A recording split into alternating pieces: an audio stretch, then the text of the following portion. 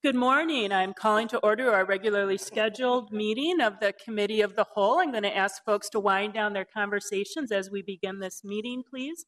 My name is Elizabeth Glidden. I'm the chair of the Committee of the Whole, and I'm joined today by council members Gordon, Kano, Reich, Bender, Council President Johnson, Council Member Andrew Johnson, Yang, Quincy, Warsami, Goodman, Fry, and Palmisano. We are a full quorum today of all 13 council members. And we have 3 items on our agenda for today. The first is a public hearing and consideration of a charter amendment regarding vote thresholds for issuance of municipal bonds. Because I think most people here are for item number 2. I'll just say I think this will be a fairly brief item, is my anticipation. Item number 2 is consideration of the 20-year neighborhood park plan ordinance. And this also is a public hearing that has been continued from our last cycle until today. So our public hearing is still open. And then item number 3, which is a consent item, is our final action to designate the Community Action Partnership of Suburban Hennepin as our City of Minneapolis Community Action Agency. So we will turn now to item number 1, which is the proposed charter amendment. And I'm going to ask Mr. Bert Osborne to give us an overview of this item. Then we will open the public hearing, and then we will have the council discuss and vote. Thank you, Madam Chair, members of the City Council. Before you today is a public hearing, as the Chair pointed out, on a proposed amendment to the City Charter regarding lowering the voting thresholds required to sell bonds and transfer money or acquire realty by the Board of Estimate and Taxation. When the Board of Estimate and Taxation came into being, it had 7 members, and to do those things required an affirmative vote of 5 of the 7 members. With the merger some years ago now, one of the Board of Estimate and Taxation seats was held by a library board member. With the merger of the Minneapolis libraries and the county libraries, that board seat disappeared.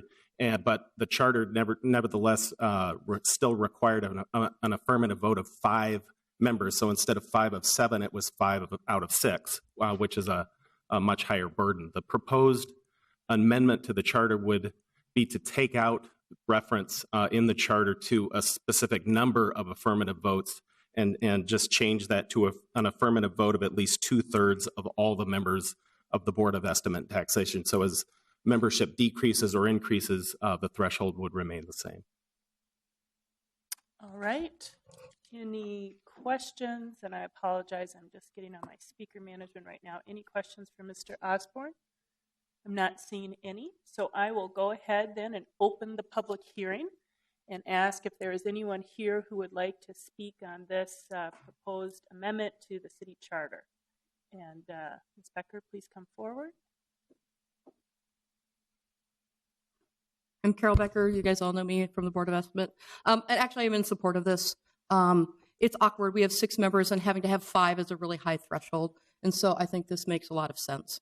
And should the number change on the board, then this requirement would change proportionally with it. And that makes a lot of sense too. So, thank you for letting us know your thoughts. I might just ask if you wouldn't mind signing in just so we make sure we've got a good record of you speaking on this issue today.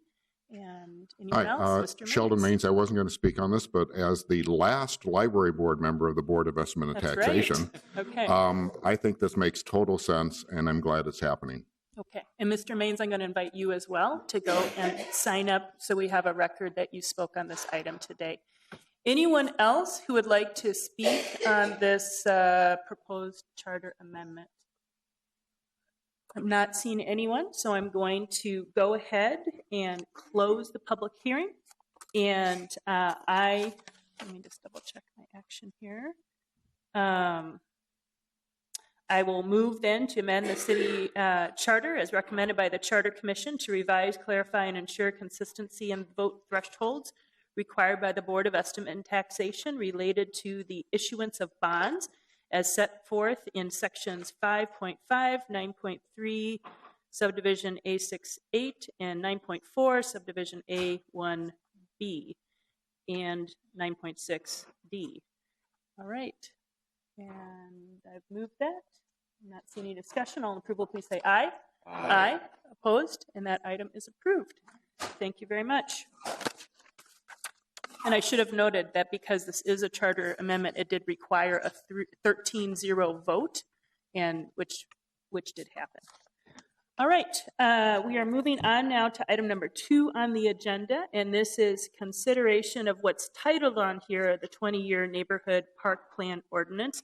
But the title perhaps might have been updated because we actually have in front of us now an action that was forwarded through our Ways and Means Committee, which is a 20-year plan for funding parks and streets. And I just wanted to make a couple comments, and then we are going to have a presentation by our city attorney of proposed ordinance language. We will have an overview of the financial implications. That is a shorter version of what was presented in our Ways and Means meeting, and then we will continue with the public hearing. I'm not sure really if I have to reopen it, but anyway, then we will take public testimony, just so that you have a full understanding before folks want to come to testify of what really is in front of us, what we are going to consider today.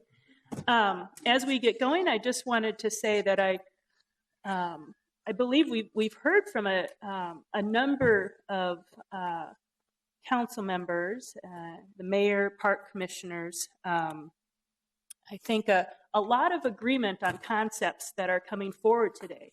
And I mean, honestly, this is a really momentous thing to have this type of agreement on goals between the park board and the city of Minneapolis that are critical goals to the future of our city. And I don't want this moment to kind of go without saying that.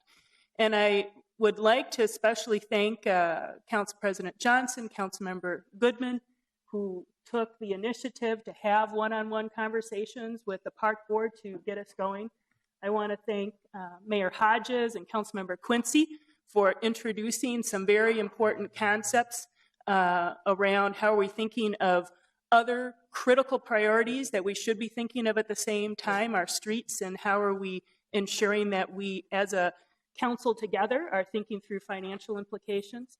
And there are many other council members who have weighed in, talked about issues. There's been a lot of discussion of race equity concepts. I want to thank Councilmember Cano for really putting our attention on this. Councilmember Warsami has also talked about this, many others. So I think we have had a lot of agreement. As often happens when you are dealing with something that needs to be articulated then into writing, we have some work that happens back and forth, and because we're public bodies, some of that work happens here in the public meeting about how do we get to a language that is the right language to fit this proposal. And essentially that's what's happening right now. So we have a timeline that frankly is an aggressive timeline that has been proposed by the park board, and that's fine. But that is why we end up having some back and forth sometimes on language. And I think we're going to see some proposals that hopefully get us closer on these language issues. But as we get to hopefully what is a final proposal on language, I just wanted to again highlight that this has been a momentous coming together around goals. And now we try to see how do we articulate those goals into the right kind of language that we feel is responsible, reflects our intention, and that we can agree upon.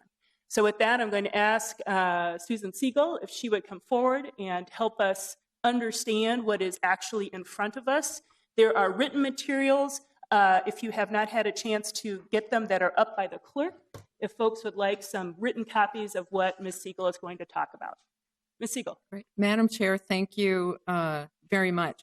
I'm going to run through this combined ordinance. There was an initial ordinance introduction by the Council President, Barbara Johnson, and Council Member Lisa Goodman, and that just dealt with the neighborhood parks part of this. The biggest change between that and what is referred to in the materials now as the substitute ordinance is the addition of a street infrastructure funding plan. I want to thank Nikki Newman from my office for her excellent quick drafting skills. She has gone above and beyond.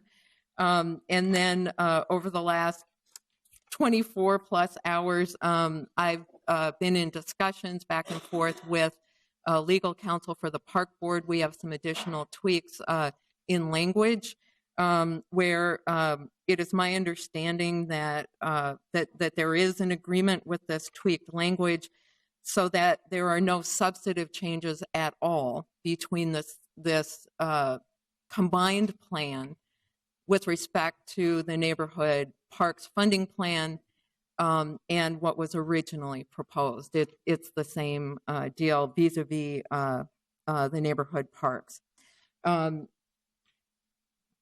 the initial proposal, and I'm going to do this in this way, so I'll deal with neighborhood parks funding first. It called for a joint park board city 20-year financial plan for improvements, maintenance, rehabilitation, capital projects for neighborhood parks. And neighborhood parks are to be distinguished from the larger regional park systems, such as the chain of lakes and the parks around the river.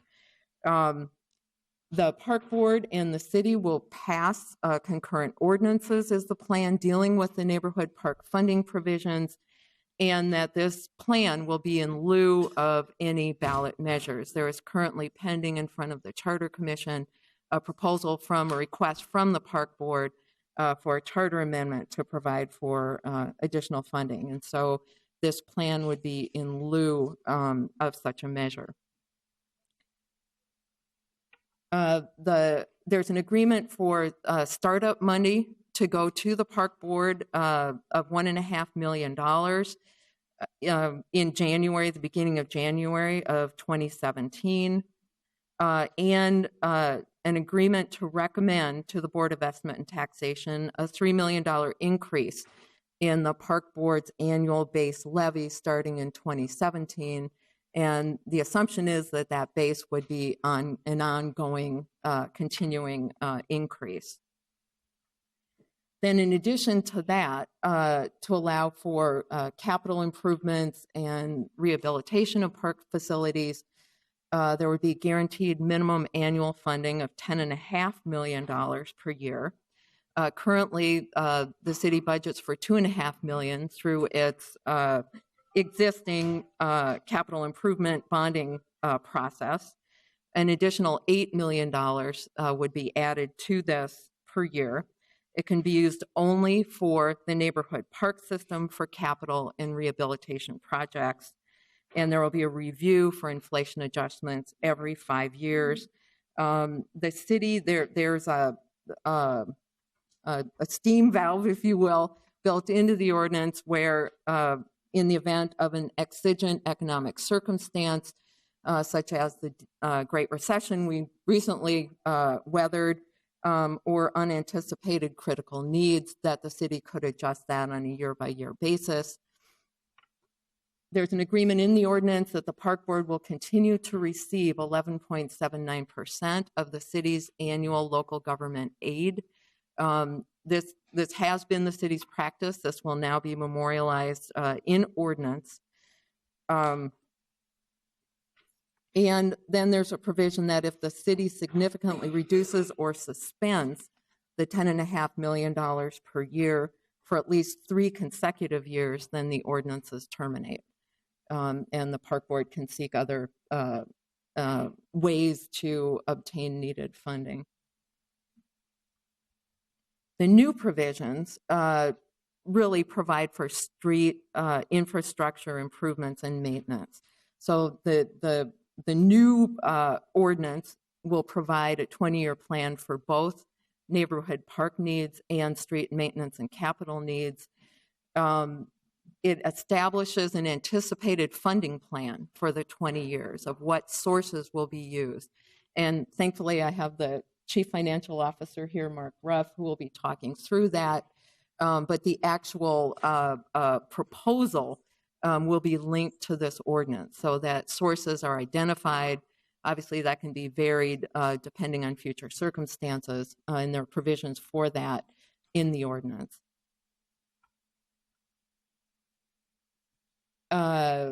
The street infrastructure plan, as I said, provides for a 20-year plan for road maintenance and street capital projects.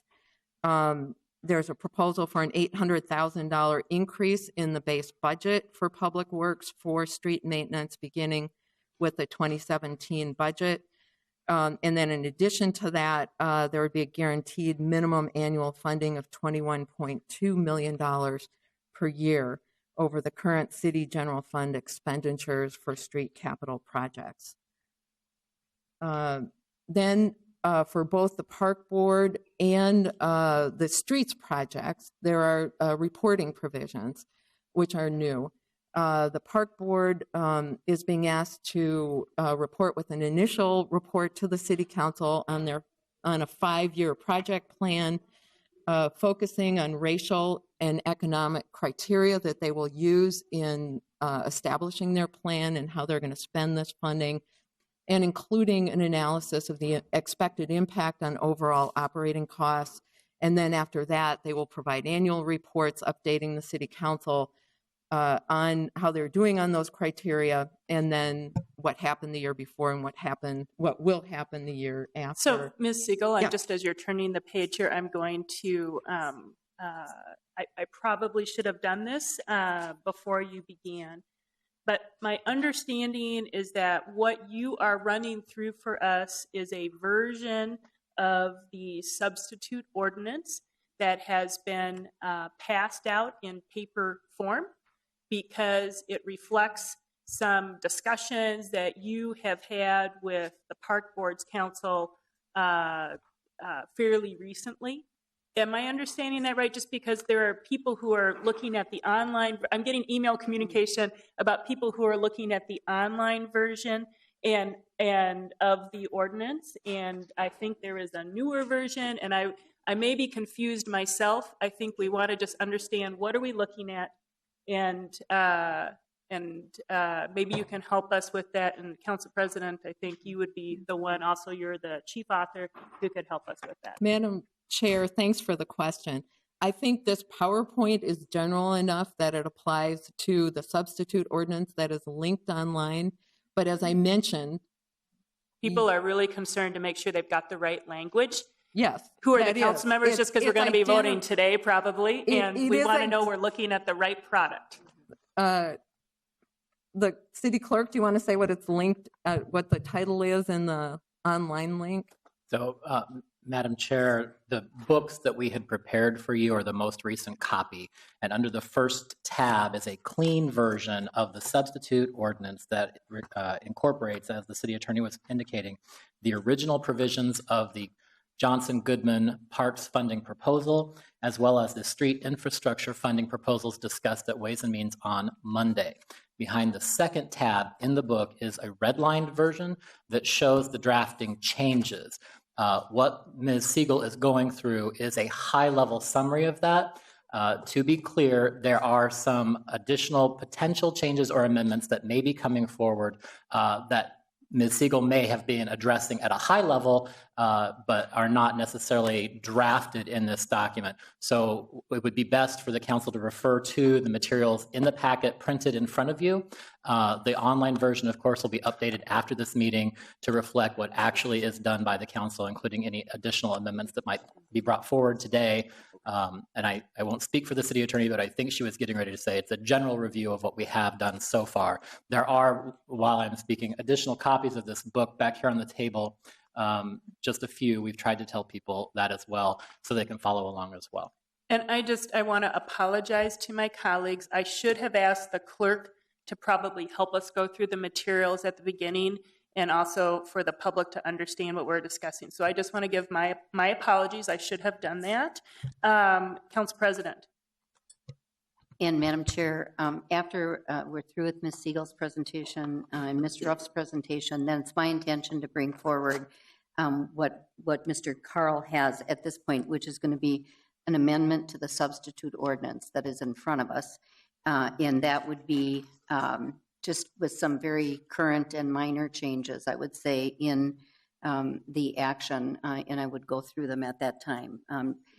Not substantive changes, but changes that we have discussed with the Park Board to get their acquiescence, their approval going forward. So it is fairly minor, but there are a few things that came up in our discussions, as you said, back and forth. This is not a simple ordinance. And so it's my intention then after we're through with the presentations, I'll bring the amendments forward. Okay. Let me just check, see if there are any questions. Okay, Councilmember Gordon. So I wanted to just get clarity that the redlined version and the clean version at the front of the book are actually the same ordinance. It's just been cleaned up. So if we want to see the changes, we go to the redlined, and if we don't want to, if we just want to see it cleaned up, we go to the first one. Madam Chair, to be very clear, under the first tab is the clean version as it would appear if adopted with no further amendment. The second tab provides the red line version, which shows the attorneys drafting changes, amending the original ordinance to incorporate the funding for the street infrastructure plan. So I did want to ask one question about it, if I may. And this has to do with the definition of neighborhood park system, which is one of the definitions in the ordinance, and it says a neighborhood park system means those parks that, one, are owned or leased and operated and maintained by the MPRB, 2 are generally less than 2 blocks in size but may be larger, and 3 are neither designated as part of the Metropolitan Council system of regional parks and trails nor part of any of the MPRB's golf courses. And I just wanted to be clear that that section and that definition, the way it's written, would not include the commons. And is that true? Madam Chair and Councilmember Gordon, it would not include the commons. But and the only way it could include the commons is if the commons became operated and maintained by the Minneapolis Park and Rec Board, because it isn't right now. Madam Chair and Councilmember Gordon, I suppose that yes, it could, but we have a 30-year memorandum of agreement with the Park Board where the city is responsible for operating and maintaining the commons. So there would have to be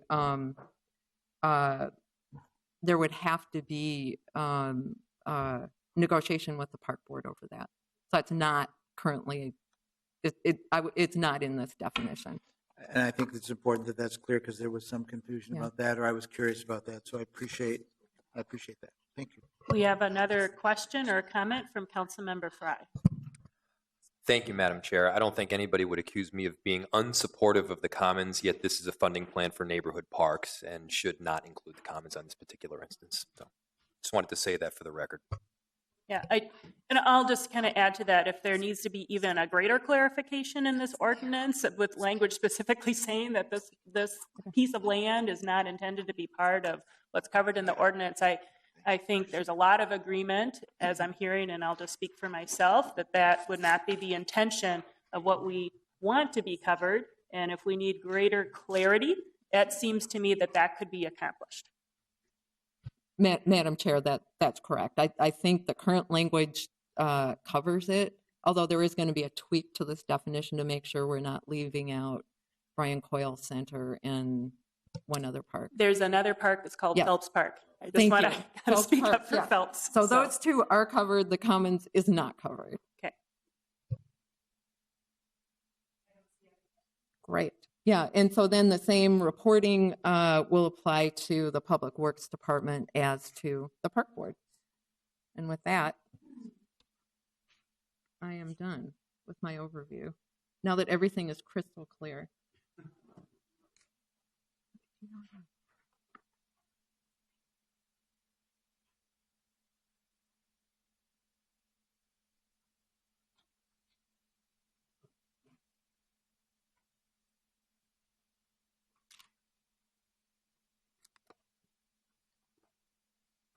Madam Chair, members of the committee, I'm Mark Ruff, the city's Chief Financial Officer, here to present a quick overview of the funding plan. This presentation is 99% the same as what was presented at Ways and Means, and so then the language, while important, has changed. The numbers underlying the language has been consistent over the last couple of days. The city attorney reviewed the startup funding. Just a couple of highlights of that. The street portion, we've tried to address both of these equally within the funding system that is being proposed. The program overall, without identifying specific sources, with a couple of exceptions. One of these exceptions is how these startup funds are to be paid for. The park funding, while those might be 2016 and potentially even some 2017 costs, those will be reimbursed in January of 2017. That should be coming out of an allocation from probably what would likely be the 17 budget recommendation, but those would largely be funds that hopefully are secured by revenues that were not anticipated in the 16 budget or expenses that were not incurred in the 16 budget. The street funding of the $250,000 would come out of the Street Public Works Department budget. The city attorney alluded to the two factors that are in the ordinance that will be funding this program. That does add up to $33 million of new budget expenditures in 2017. With inflation, that's the number that times 20 is $660 million. With inflation, the number that's been quoted as $800 million. I do want some perspective in this. Number one is a question that may be raised is $800 million going to imperil the financial future of the city? The perspective is this. The city has a $1.3 billion annual budget. So if we look over 20 years, this new program is 2.5%, less than 2.5% of the city's expenditures over the next 20 years, assuming inflation stays the same, which we know it won't, but this is a reasonable estimate. So it's not to take away of the importance of this program and the words of the committee chair about how momentous this occasion is, but I also want to balance that with the fact that this is achievable and affordable within the context of the overall financial management of the city. And I would also say that I'm grateful for the leadership, both in the mayor's office and in the council, of providing actually a spreadsheet as a part of this action, which will introduce a fiscal discipline such that the commitments that are being made today have consequences. And those consequences are, if factors change in the future, which inevitably they will, and I'm not talking about major economic downturns, I'm just talking about annual changes in the budget, that those are going to be accounted for and planned for so that this 20-year program can, in fact, be sustainable. And I think that's in everybody's best interest.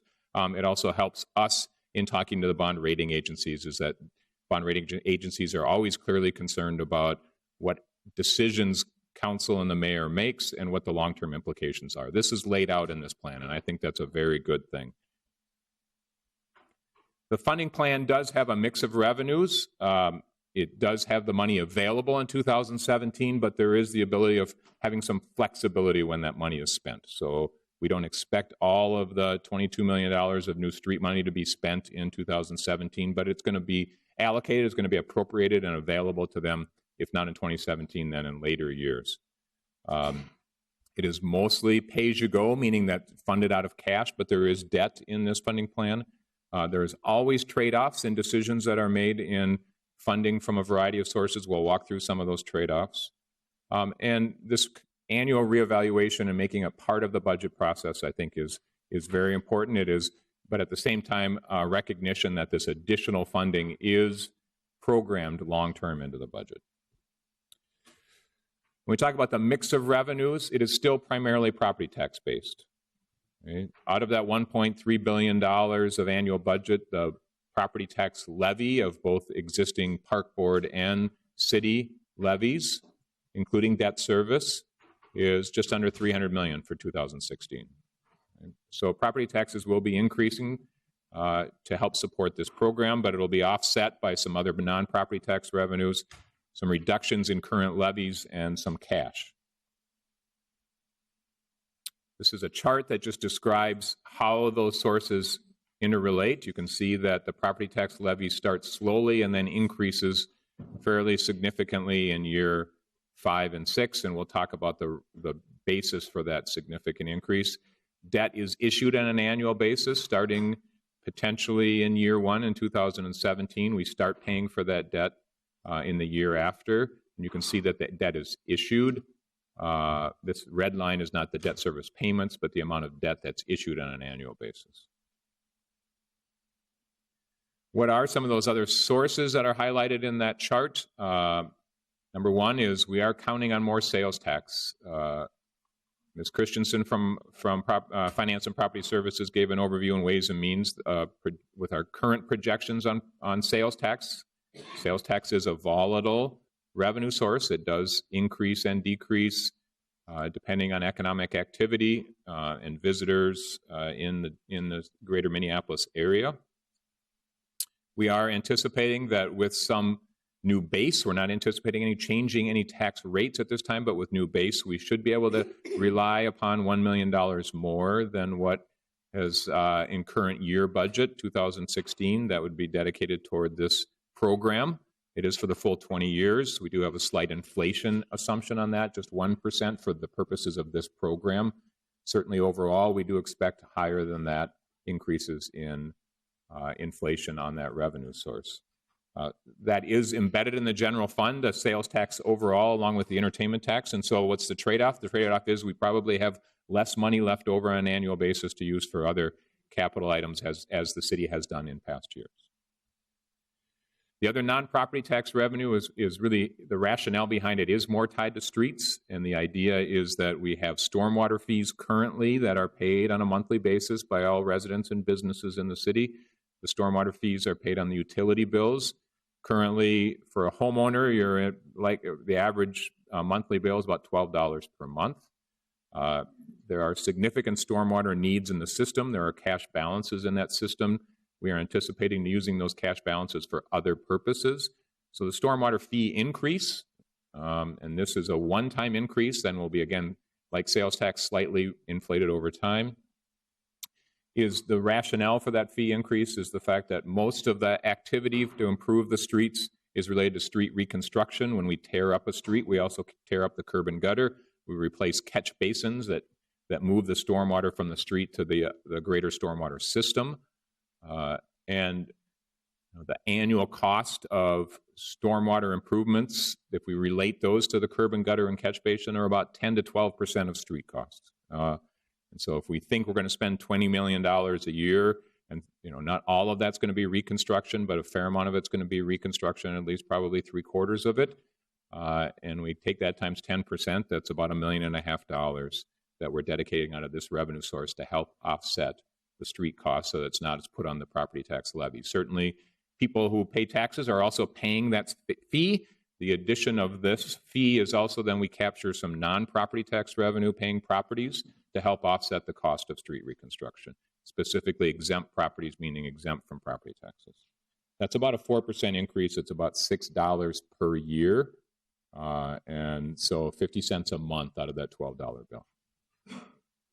There's also reductions in the levy from 2016, meaning that we have items in the budget in 2016 that we don't anticipate needing as much money for in future years. Two categories of those. One is the pension portion of the levy. There is for 2017 anticipated at least $5 million reduction in what our liability for the pensions will be. That is an uncertain future for a variety of reasons. Primarily, it's based... Mr. Ruff, I apologize. Sure. I was looking at the wrong screen, and I didn't see that my colleague wanted to speak, Councilmember Reich. And I'm sorry to interrupt you, No worries. but you had just gone past the stormwater issue, and I didn't know if Councilmember Reich, who chairs our Transportation and Public Works Committee, had a question or comment on that. So my apologies. Thank you, Madam Vice President. And yeah, just wanted to make sure that in the context of explaining things in terms of policy trade-offs, I think there is an inherent policy trade-off in terms of we would be slightly deviating from a best management practice of keeping discrete fee-based funds for that specific program. We've made a good argument that there's a tangential relationship to infrastructure that's typically road-related, but there is a sort of nuance to how we manage people who pay fees and how that money gets used. So there's a trade-off there. I think it's a sound trade-off. There's a good argument for it, but I just wanted to make sure that there is a definite policy trade-off that could be counter-argued just in the interest of transparency and best practices that we've had in the past. Madam Chair, Councilmember Reich, I completely agree, and I am trying to get through this presentation quickly, so if I miss some important points, don't hesitate on interrupting me. The pension levies, as we talked about, are an uncertain future source of savings in the budget. We have, as a matter of great discussion among the council members and the mayor's office, come to what we would assume to be a reasonable prognostication on what we see, at least in the short term, which is we can rely on some savings in the budget over the next 5 years. That's $5 million in 17 and 18, and then is reduced to $4 million, $3 million, and $2 million in the 3 following years. And then we anticipate then after that 5-year period that the levy would have to go back up in anticipation of either increased pension liability or then could be used for other budget needs if those savings really are realized over a long period of time. So it allows the council and the mayor through her budget process some flexibility without overly committing ourselves to what would be considered to be a more unreliable revenue source. The second area is the park board levies for the ash tree replacement. That is $1.8 million currently in the budget. That program is to end in 2021, so we are not shortening that program. We are just recognizing that there will be an opportunity to replace that levy with a levy to help with the streets and the parks. A cash source helps us in the sense of, number one, we don't have to issue debt, incur interest costs, and number two is there is then some flexibility on spending the money so that we can reserve the cash. So if we don't spend it all in 2017 for these capital items, we just carry over that cash to the following year. That'll be part of that annual fiscal discipline and changes in that spreadsheet that's attached to the official documents that you're considering today. We were asked to identify if today we had to say where would those sources of cash come from.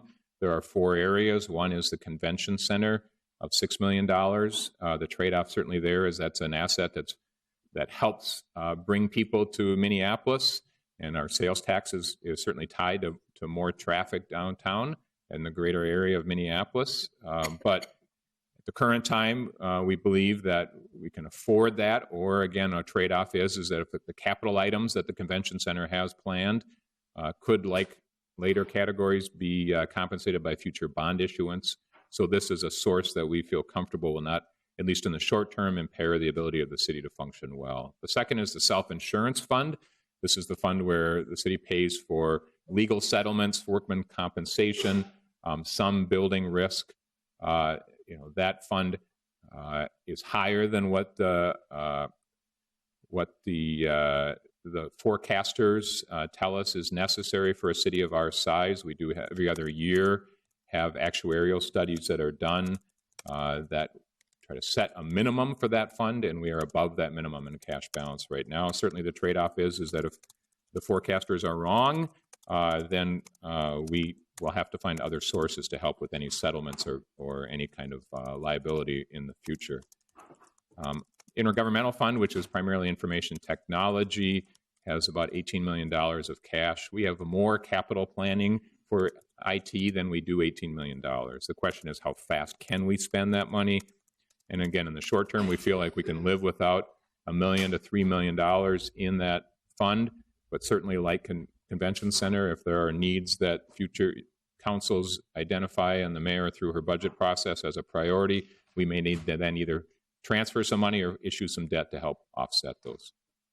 The last is a common bond fund. It's a program that's been around for a long time in the city. It has been very successful. There's been very little default on the loans that we make out to businesses and nonprofits out of that bond fund. Currently, there's $33 million sitting in that reserve. That reserve, like a self-insurance fund, helps us to not ever have to levy should there ever be a default. But the legal minimum requirement there is $20 million. So we believe we could reduce that somewhere in the neighborhood of $13 million, maybe a little bit more. We may need to alter our pledge toward those bonds, but we think in the long run it'll be better off for everyone in that program to have a clearer pledge and less reserves. And so those are the sources of cash. Mr. Ruff, we do have some questions. Councilmember Gordon. Thank you very much. You said the total in the common bond fund was 33 million, and I was curious, what's the total in our self-insurance fund? If maybe I should know this, and my colleagues all have it memorized. Turning to our finance staff, who know much more about this, it is slightly less than $80 million in our self-insurance fund at this point in time. And do we know how much we pay out on a typical year? Hopefully a lot less than that. Certainly much less than that. I don't have that figure in front of me. We can certainly do the research. I'll turn over to Ms. Christensen to answer that. Okay, thank you so much. Council Vice President Glidden and Councilmember Gordon, the annual payouts are significantly less than the required reserve amount. However, as with any other insurance function, the city is required to reserve funds for those claims that are incurred but not reported, meaning that we need to set aside funds to account for claims that may come down the pipeline that we don't know about right now. But the actual payouts are significantly less, under the $10 million range. Which range? Under $10 million at the outside. Okay. And significantly less than that on the overall average. And this is different than our contingency fund, or because we also have another fund, correct, in case for snow emergencies, if something goes over budget, we have, and I'm not sure if I'm calling it the right thing, but I think of it as our contingency fund, and that's a separate fund. Council Vice President Glidden and Councilmember Gordon, the contingency fund that you're referring to is not actually a fund. It is a kind of a backstop on an annual basis in the budget process that provides for kind of a safety net in the event that we do have a year of large expenditures in several areas, snow plowing being one example of which the contingency has been used in the past. It also provides a buffer in the event that revenues that are projected for the year do not meet expectation. This is largely associated primarily with the city's general fund, which is entirely different than the city's self-insurance fund.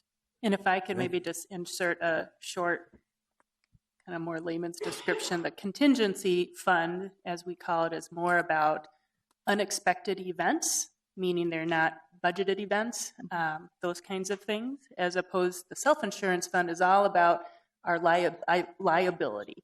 So workers' compensation, the variety of liability claims that any organization needs to be able to pay for, with the exclusion is not about our health insurance.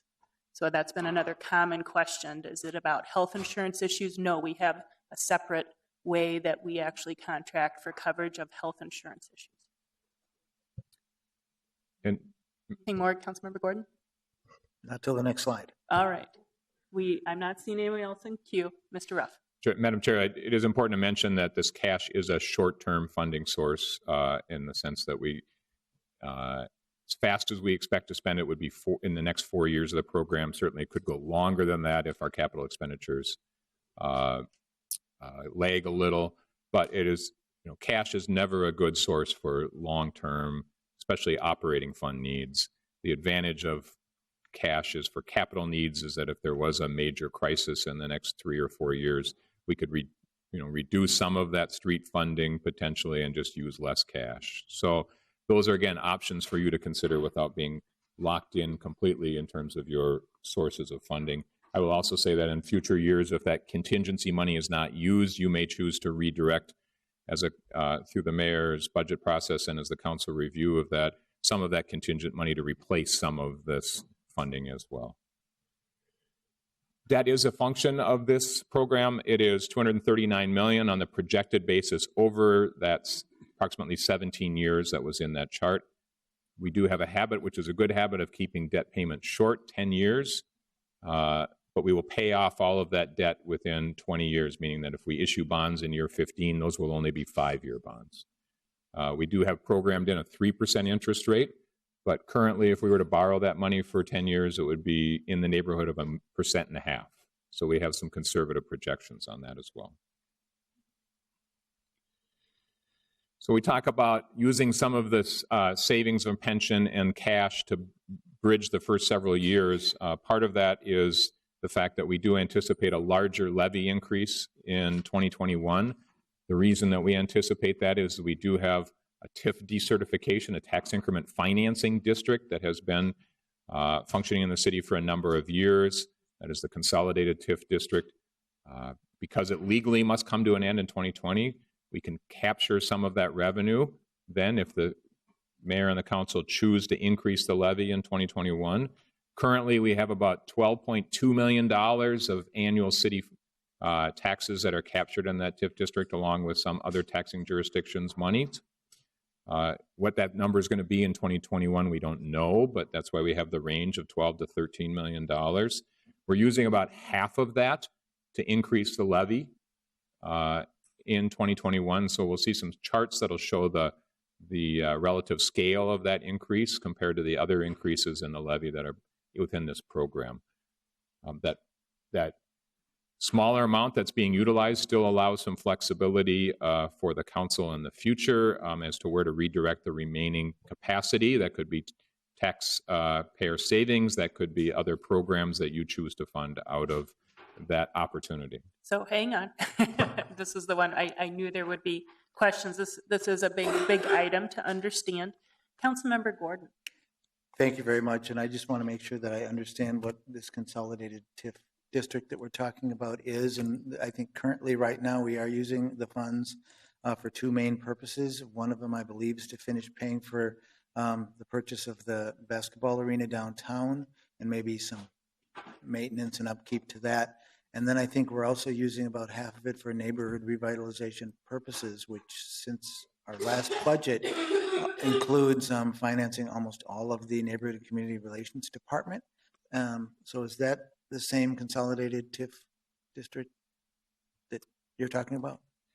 Madam Chair, Councilmember Gordon, yes. And your description of the two main uses is very accurate. It is to pay off the original bonds of the acquisition of Target Center. It is not related to any of the newer improvements that have been agreed to here in the last year. And we do anticipate that all of those bonds would be paid off before the end of that TIF district, so there is not other debt service that has to be paid for related to those bonds out of future city budgets.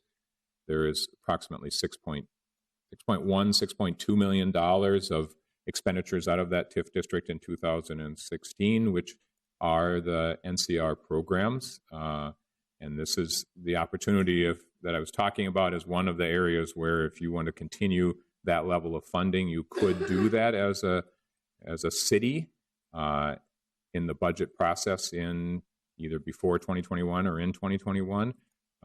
So this program out of the 12 million is utilizing about $5 to $6 million of that $12 million. So that would allow you to continue funding those the NCR programs if you choose to. It's just going to, both of these are going to require an action which will increase the levy, and the percentage of the levy will go up. And we can highlight that in the following charts. But your description is quite accurate. So what we would be capturing for the parks and the streets is the money essentially now that's going to the Target Center, because we would no longer be obligated to pay for the Target Center with those funds. We're going to be using sales tax revenue to pay off future new bonds, right, or current bonds. Okay, so I appreciate that, and that will be a discussion. Also to note is even though the levy will increase dramatically, it only will do so because instead of these property taxes flowing into a special fund outside of the levy, they'll flow right into the levy. So we may increase the levy dramatically that year, but people's tax payments won't increase. It's just because we've added more into the pool. Is that it?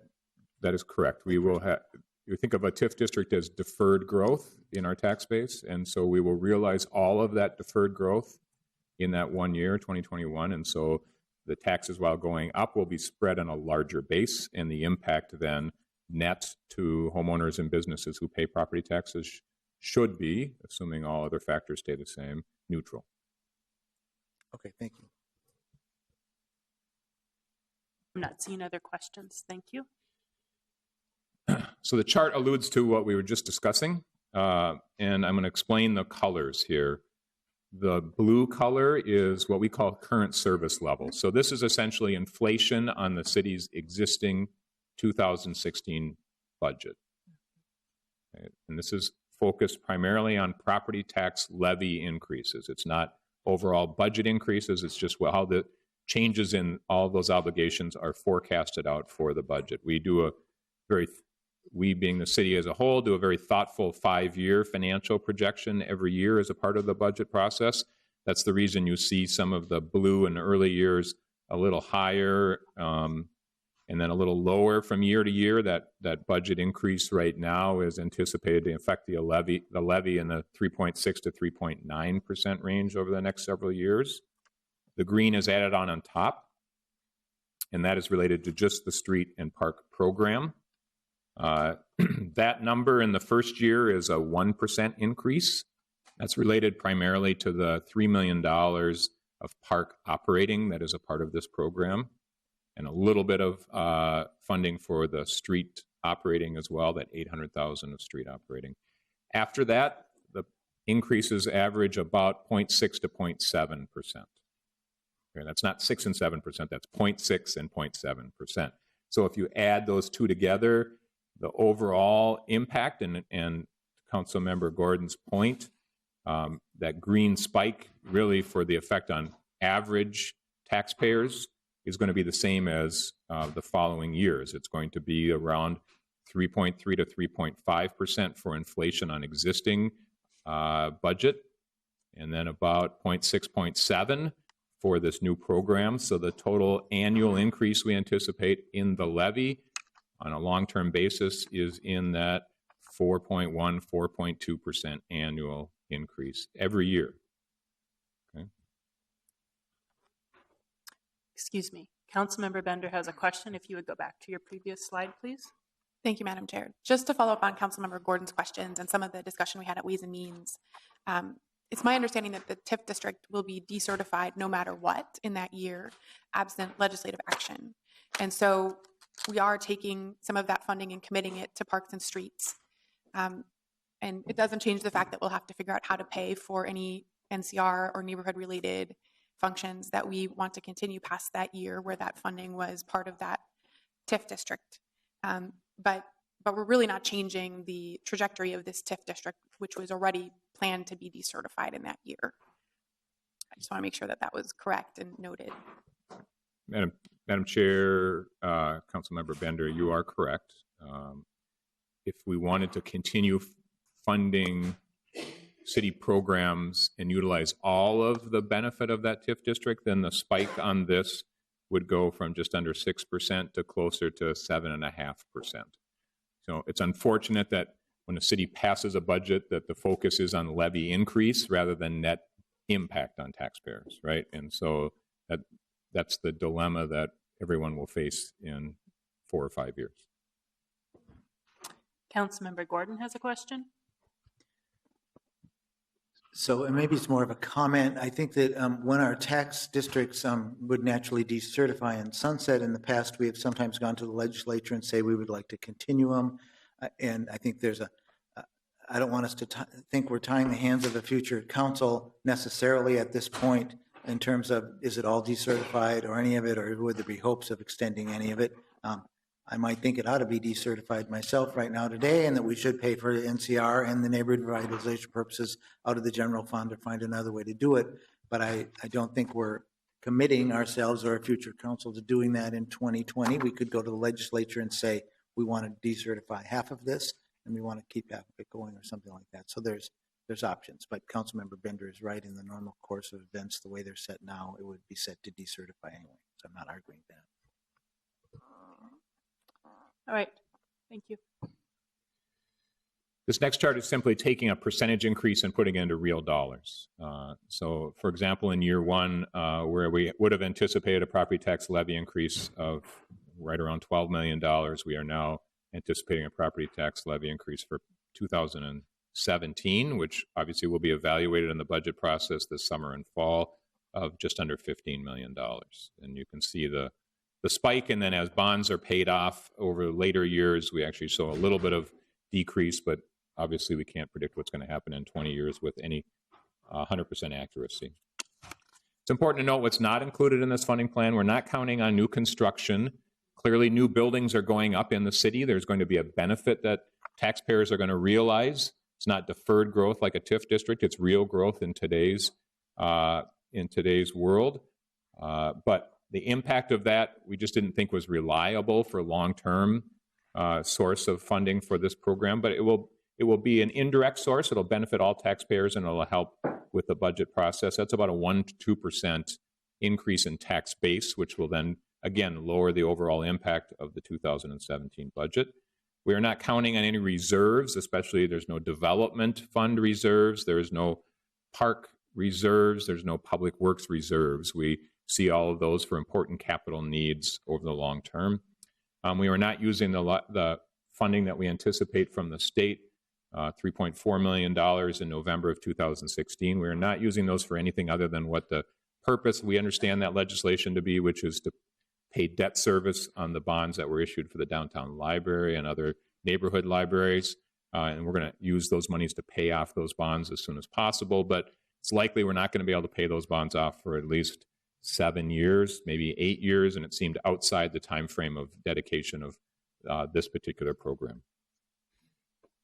The implications really then is what's a new current service level. Instead of a 3.3, 3.5% increase for the long term, we're going to look at a 4.1, 4.2% increase to maintain current service levels. So these road and park improvements just become a part of what we assume to be basic services for the city. And that's, again, a reflection of the commitment, I think, that's behind this ordinance.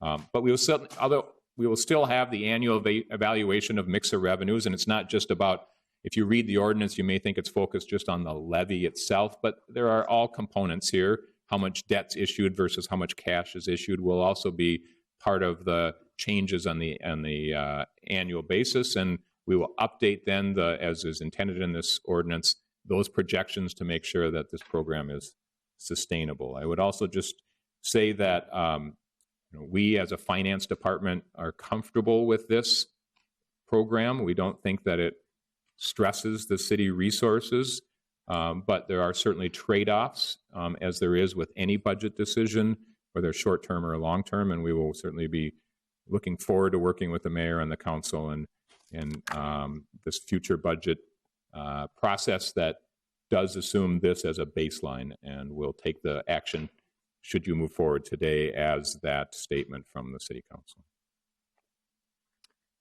Thank you, Mr. Ruff. We have a question from Councilmember Bender. Thank you, Madam Chair. You did this in your colorful graphic, but I wondered if you might take us through the appendix. I'm not sure if you're planning to do this anyway, but this chart. And I think it would be helpful to hear the levy increases that are anticipated in order to support this plan. And I think it's important to understand that if the council doesn't support these levy increases, that will mean cutting funding for other things. Madam Chair, Councilmember Bender, I think the line that you're referring to is in the second box in the appendix, and it is the second to the last line item in that box. It's titled Total Annual New Property Taxes for Parks and Street. So in 2017, that is $3.3 million. And then it increases. So this is not what is necessary every year to be added to the budget. It is the cumulative amount then that's going to be in the budget line item for this program. So the annual increases are also listed in this chart. They are on the box, the third box. It's the fourth line down, if I'm looking correctly, which starts out at 3.3 and then drops down to $2 million up to 2.3 million.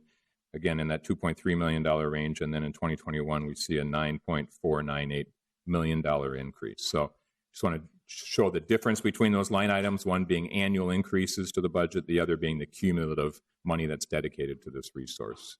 If that answers your question. All right, thank you. I want to acknowledge that we are joined by Park Superintendent Jane Miller, as well as several commissioners. I know Park Board President Walensky is here somewhere. I know she was getting a little air. It's warm in here. We also have Commissioners Tabb, Vreeland, and Forney, and if there may be, and Stephanie Musich. I know that there are others who would like to be here, but Park Board Commissioners usually have a day job, and they are doing this work in their off time. And thank you. And we also have State Representative Ray Dean, who has joined us. We are going to open the public hearing, and I just want to again say that I know that Council President has some amendment proposals that she is going to make. There, I think, may be other council members who also have some language suggestions, so I don't know what all will be proposed. I want to just say to the Park Board, we're going to invite you, not just during the public hearing, but throughout the presentation. If there are things that the Park Board would like to see, we're going to certainly make sure you have an opportunity to have dialogue with us as we are having a discussion of the proposed ordinance here. Council President, did you feel like you wanted to give any high signs of any things, or should we take the public testimony and then we can go through some more details? Because I think we're about to get into the weeds of ordinance language and... Why don't we take public testimony? Okay, thank you.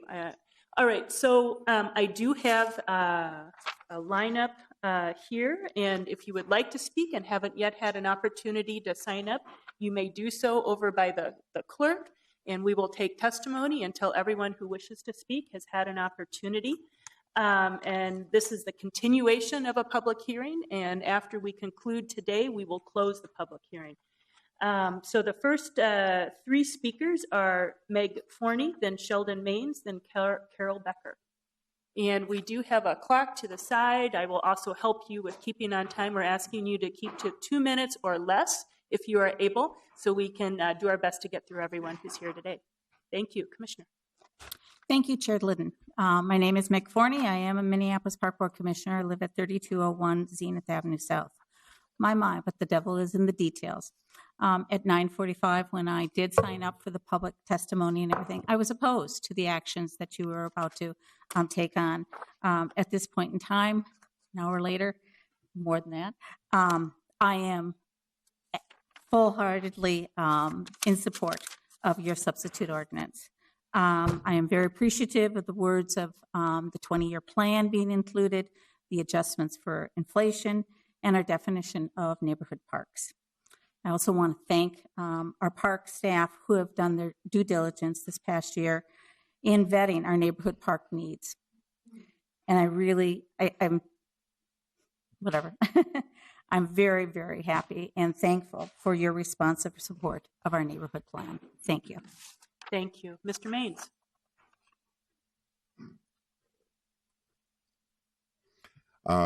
Chairperson Glidden, members of the council, thank you for this opportunity. My name is Sheldon Maines. I live at 2718 East 24th Street. A little bit about me. I live across the street from Matthews Park. I live 2 blocks from the second largest affordable housing complex in the state of Minnesota, and I serve on the board of directors of that complex. I live on a street that is concrete and was built in 1960. I think it was one of the first concrete streets, and you have to remember, concrete streets cannot have a mill and overlay. It slows traffic down a lot. Find my notes here. A few years ago, I served for a couple of years on the Board of Investment and Taxation with Council Member Johnson, and I learned a lot. City finances are not simple or easy. City finances is not fun. You can never get everything you want. And Minneapolis city government is really, really complex. I'm here to speak in support of Councilmember Johnson's amendment.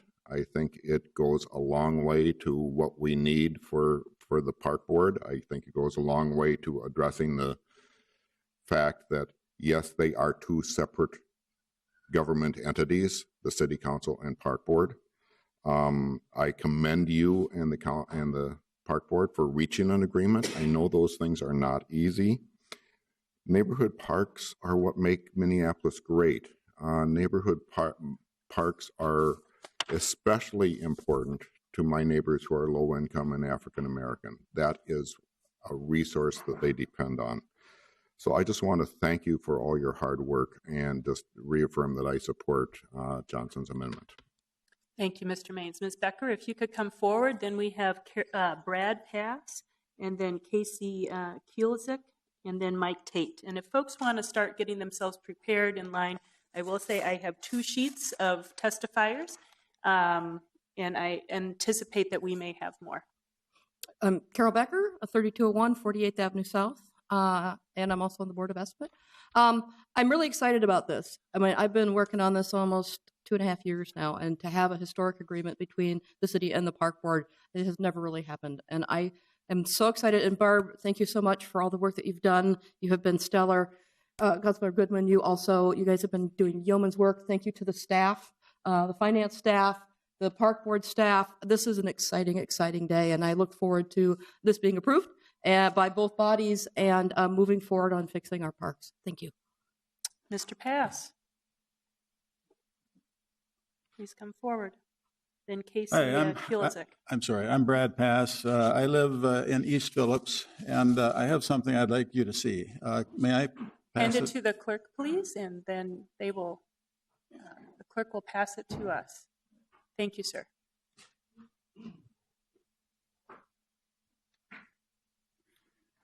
I live in East Phillips, 2536 18th Avenue South, to be exact. I've been there since 1967. And that was before we had a park building in East Phillips Park. They used to call it Cockroach Park.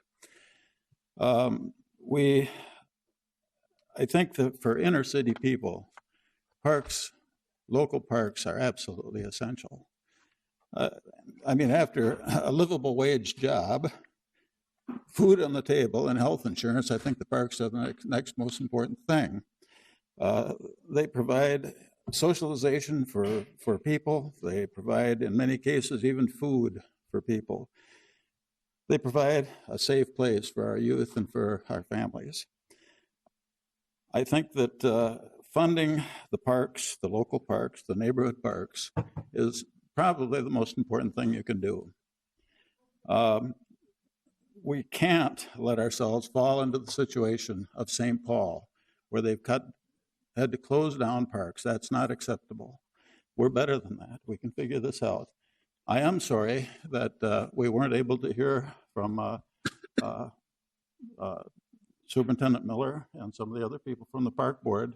I think we will be able to do that after the public hearing. Well, I think it would have been important to have that before, because then we can respond and see what they think about what's happening here. Okay. But I don't know about the amendments. I don't know about some of the nuances. What I do know is the importance of keeping the parks funded, and not funded so at such a low level that the park board has to raise the user fees to the inner city people. Thank you, Mr. Pass. So anything you can do, do it. Thank you, sir. Casey. Then Mike Tate. Then Margaret Berry. Hi, my name is Casey. I'm at 2701 South 8th Street. I just wanted to thank the council members as well as the park board, the citizens campaign, and really everybody who showed up today and has partaken in this conversation about neighborhood parks to make this a long-term sustainable plan that promotes a healthy park system as well as racial and economic equity throughout the entire city. And so I know there has been a robust conversation on all those fronts by all council members and really everybody in this room. So I just wanted to thank everybody for being here. I wanted to speak in favor of this plan as well as the Johnson Amendment that was added onto it. Okay. Thank you, sir. Mr. Tate, then Margaret Berry, then Alexis Penny, then Carlos Rodrigo. Thank you, Councilmember President, and to the committee. What a wonderful job. It's 40 years or 40 decades for me. I live at 4326 Logan Avenue North, and I've been in the park system for 40 years. And to see this two boards come together and come up with an ordinance or an amendment, and Barb, can't thank you enough. I think we spoke a couple times, and you said something could happen, and the team worked together, and so proud of you, and we'll leave a legacy going forward for young people when we come together as a group. So I commend you, I thank you, I support this fully, and I will continue to give my service as a volunteer coach and try to raise others to coach behind me as I go forward with your support. Thank you. Thank you very much, sir. Is there a Margaret? Okay, then Alexis Penny. Good morning. I'm Margaret Berg. I'm with the League of Women Voters. I've been co-chair of the Parks Committee for the last 2 years. I'm at 2112 Newton Avenue South, moved there in 1968. I've watched, as the League of Women Voters, have watched the parks. We had a big study back in 1985, and the things that we looked at that time was all about how the park board was operating, how things were not particularly transparent, didn't have a lot of public input. I think that those things we have seen so improved, and I'm sure that's been helped a lot by the internet and ability to get information out. But we know so much after looking at some of the deficiencies in our neighborhood parks, why we need to support this. And so I really urge you to support the amendment that I understand Barbara Johnson will be introducing in a few minutes. I think the 20 years is really necessary to make sure that this is adhered to, this plan. And I just thank Councilmember Goodman, my council member, and Barbara Johnson for getting this going. Thank you. Thank you, ma'am. Mr. Penny. And after that, Carlos Rodrigo, and then Tiffany Flynn Forsland. Good morning, council members. They Alexis both work, Penny. I think. Which one? This one? They both work. Okay, great. They're both picking you up. Phenomenal. Yeah. Alexis Penny, 2430 Logan Avenue North. So I guess when I first heard about this park plan, I was kind of excited about it in the sense that it makes sense. We have deteriorating parks. I want to make sure that those things are addressed. I guess the reason why I was skeptical is because I felt like for a long time we had not really been putting adequate resources into our parks. And then I had wondered if we were going to put the money somewhere, where would the money go? And so I started having a conversation with folks along the campaign, folks that are elected officials, folks that are just in my neighborhood. And I started realizing that while we had a real opportunity here to just do the right thing, we also had a real opportunity to make sure that the racial equity focused lens was a part of this conversation and not dropped out of the conversation. I definitely appreciate my former council member, Barb Johnson, and Council President Johnson in our work to make sure that this plan moved forward and we had something that was significant. And I definitely appreciate the work that was played by people at the park board and the citizen lobbyist group. I'm glad I could be here to be part of this movement. But for the most part, I just want to make sure that people realize that when we do go forward with this, and we have all these nuances that you're probably going to bring to us so that we can better understand how the money will be allocated, that that we do appreciate it, but we're still going to be watching to see how things trickle down in terms of neighborhood not just neighborhood parks, but our neighborhood associations, and how that funding goes on in 2020 and 2021. But more so, I guess we're just going to be really focused on that this thing delivers tangible benefits to our community members, whoever they are. Thank you, sir. Carlos Rodrigo, then Tiffany Flynn Forsland, and then Jorge, I think it's Vargas. Carlos Ingrid from the Wheater community. I just want to quick show this. If you see here equity in this, and this is basically what the park board represents today in all the departments. I don't see any equity in there, senores. I don't want to support this unless all the issues are being dealt with. They're looking for money, but they don't know how to. They do a lot of waste to money.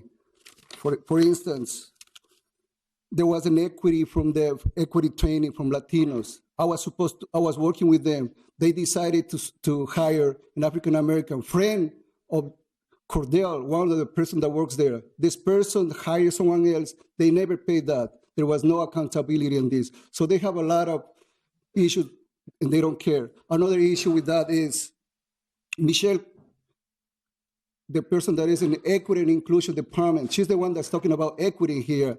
She is the one that micromanaged. I was doing a PowerPoint in Spanish. She never wanted me to present that. And she was correcting my Spanish, which she's not even qualified. She's not even native. So she's the one that's talking about equity here, senores. And then the other one, Larry Hemford, He will use kids from the Minneapolis public school to translate the business, doing business. I tell them, I send a letter to all the commissioners. They didn't do anything. You know what they did? They promoted him. So this is the kind of things that should be there first. And then we could talk about funding. Thank you. Thank you, sir. Tiffany Flynn Forsland? I don't see, okay. And then if folks want to get ready, Jorge, I think it's Vargas, then DJ Fortis. Yes, ma'am. Hi. Thank you. I didn't know I was speaking. But I guess the biggest piece is our position is to delay funding at this time. We do want more money in the park system. We do think that's extremely important. However, with the current structures in place, it is not inclusive. It isn't accountable to everyone. And so that's why our stance is to delay the funding at this time until there are better structures in place. Thank you, ma'am. Jorge Vargas, then DJ Fortis, then Shelley Stoney. How's it going? First Yes, of all, sir. I would like to thank everyone that came and supported us with the signs. As Tiffany says, we are looking for more accountability. We simply cannot support them as of right now. We cannot support the parks right now as the main reason would be if we do, we'll be allowing them, we'll be opening the door for them to keep these practices which are documented, which we have perceived and which our people have perceived. Thank you. Okay, sir. DJ Fortis, Shelley Stoney, Tom Evers. Hi, my name is DJ Forbes. I also have bad handwriting, so that might be why it's Fortes. Right. I can't see anyway. No worries. I'm a resident of Ward 8. I live at 3929 10th Avenue South, and I strongly believe that our neighborhood parks are the jewel of our city.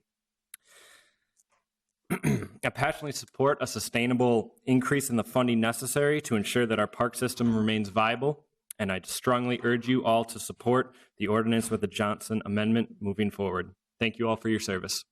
Thank you, sir. Shelley Stoney, Tom Evers, and then Stephanie Musich. My name is Shelley Stoner.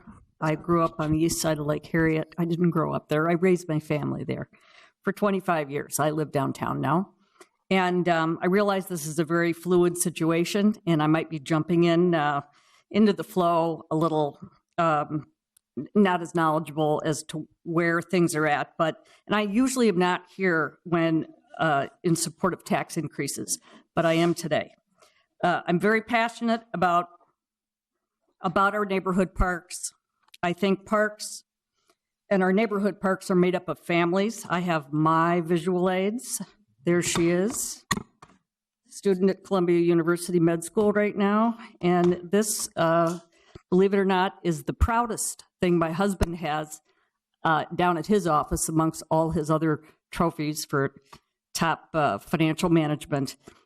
He was the manager of the Southwest Lakers in 2002.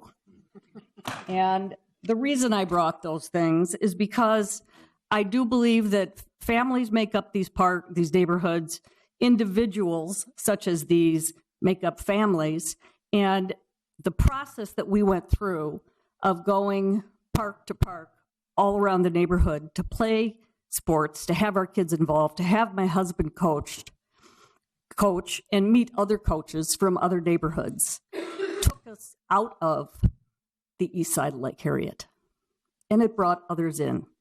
And we learned a lot about other people and about other communities. I'm a better person. I know my husband is. And I believe that the neighborhoods are about people. Roads are important, but we can all bitch and moan about the roads. But if you don't have a destination, which is the parks, it doesn't matter. Thank you. Thank you, ma'am. Sorry, I lost my track there. Tom Evers, Stephanie Musich. Chair Glidham, President Johnson, council members, my name is Tom Evers. I'm the executive director of the Minneapolis Parks Foundation, also a resident of the Standish neighborhood at 3736 21st Avenue South. I'm here to speak in support of this measure. As I understand it, it is very important, and it's also very inspiring to see the park board and the city come together to understand that the parks are integral to our city's health and future. They represent our economic, environmental, civic, and cultural health. They are also a place that employ youth throughout the city and create opportunities unlike any other institution in this city. So I am inspired by this and excited, and as a representative of the philanthropic community, I believe that this agreement will inspire greater philanthropy throughout the city. So we will build on it and grow with that. So thank you. Thank you very much. Commissioner Musich, and then Anthony Kelly, then Liz Walensky, Tony Sturley.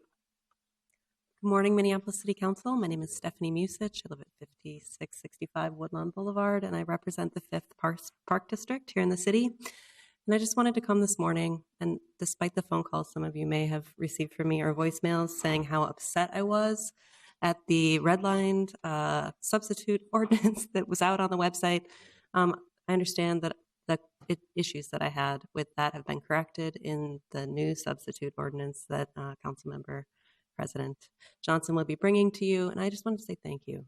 Thank you to all of you for recognizing how important parks are to our communities on the south side where I represent and the north side where I used to live. These parks are the fabric of our community. They're what bring us together and give us places to play together.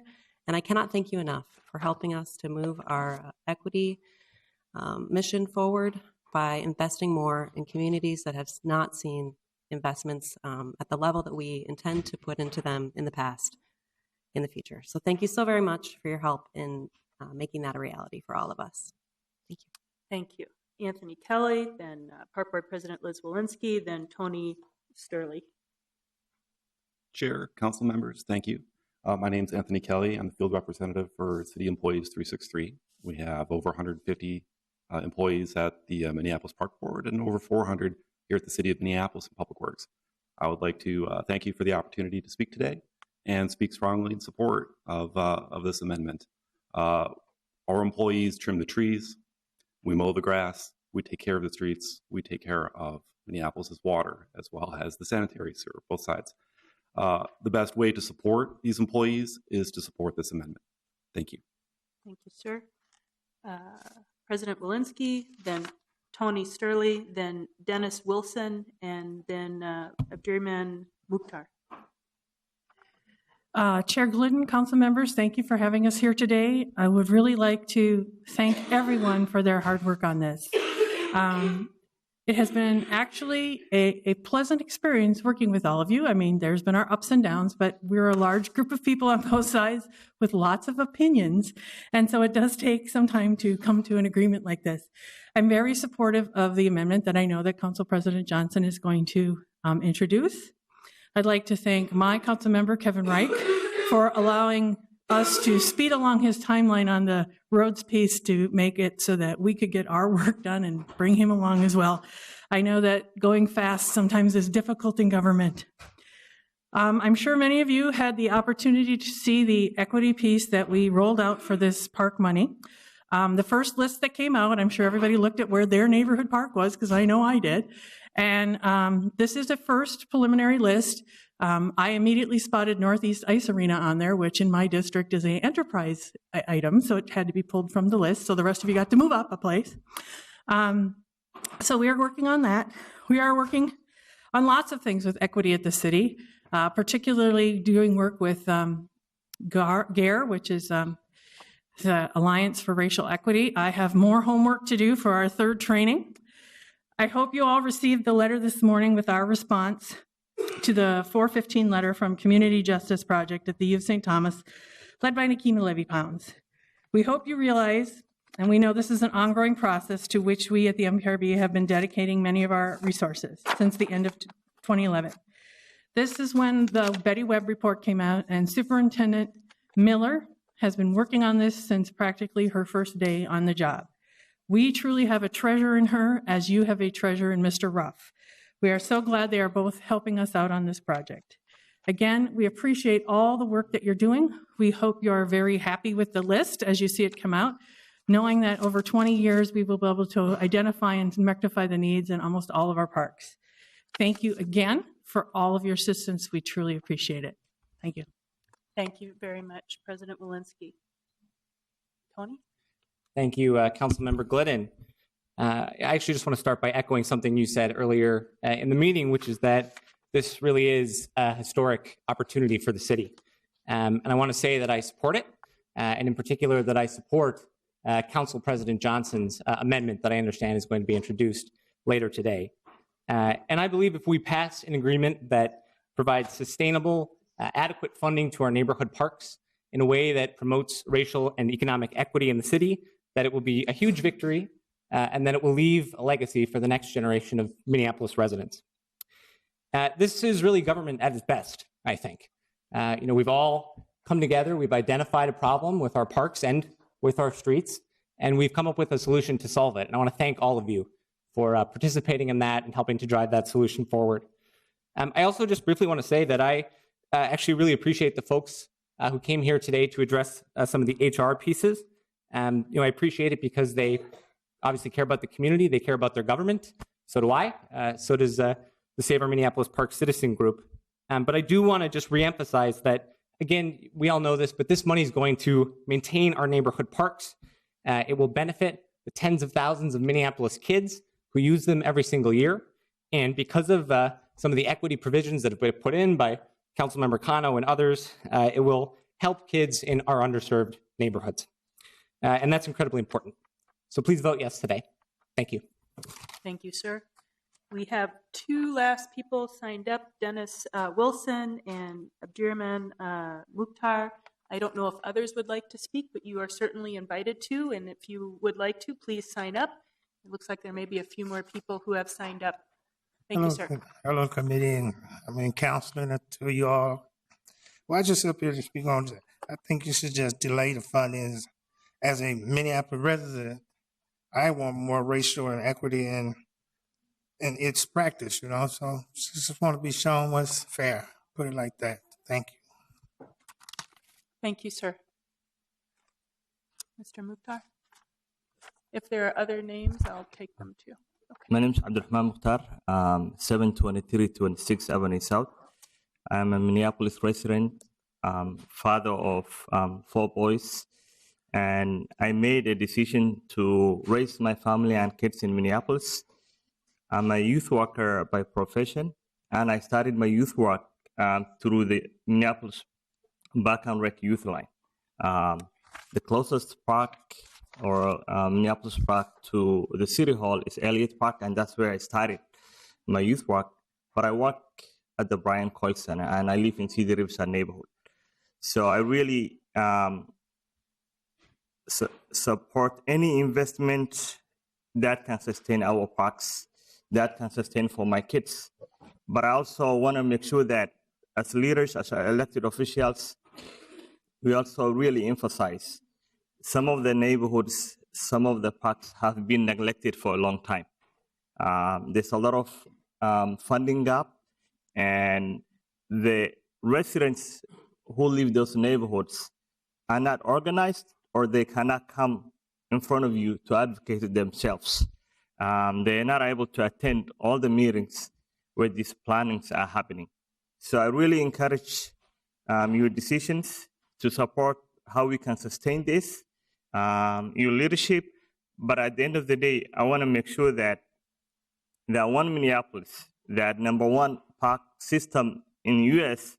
can be #1 park system for all of us, all of our residents, all of our neighborhoods. We cannot choose some big specific neighborhoods and parks, and unless we address that, unless we really honestly address that equity, then we'll just continue to have this conversation.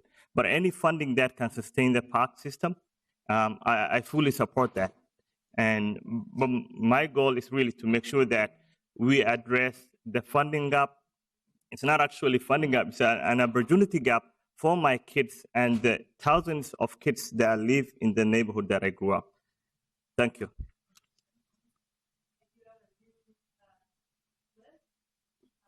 John Herman, Liz Pitts Cartwright, Maria Pittner, if you want to start coming up, please. Any of those people who are here who intended to speak?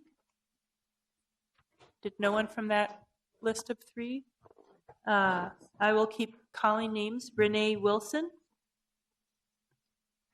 Susie Brown.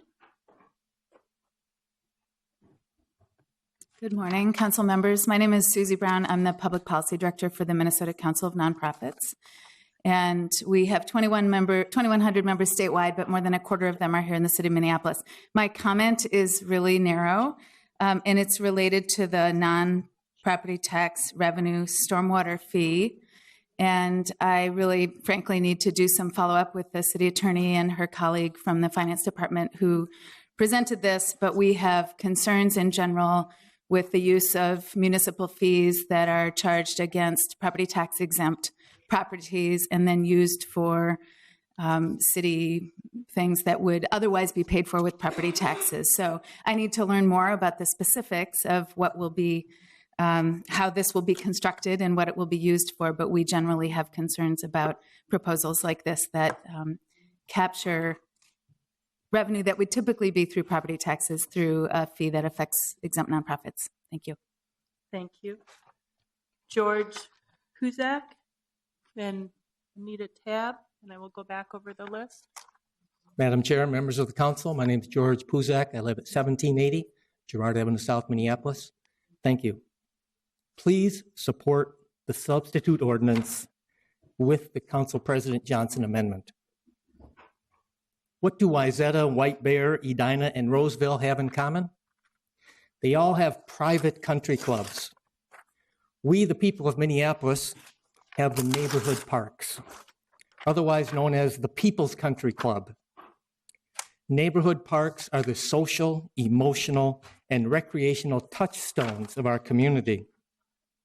Neighborhood parks are equity in action. They offer opportunities for people of all ages, backgrounds, and cultures to meet, greet, and exercise.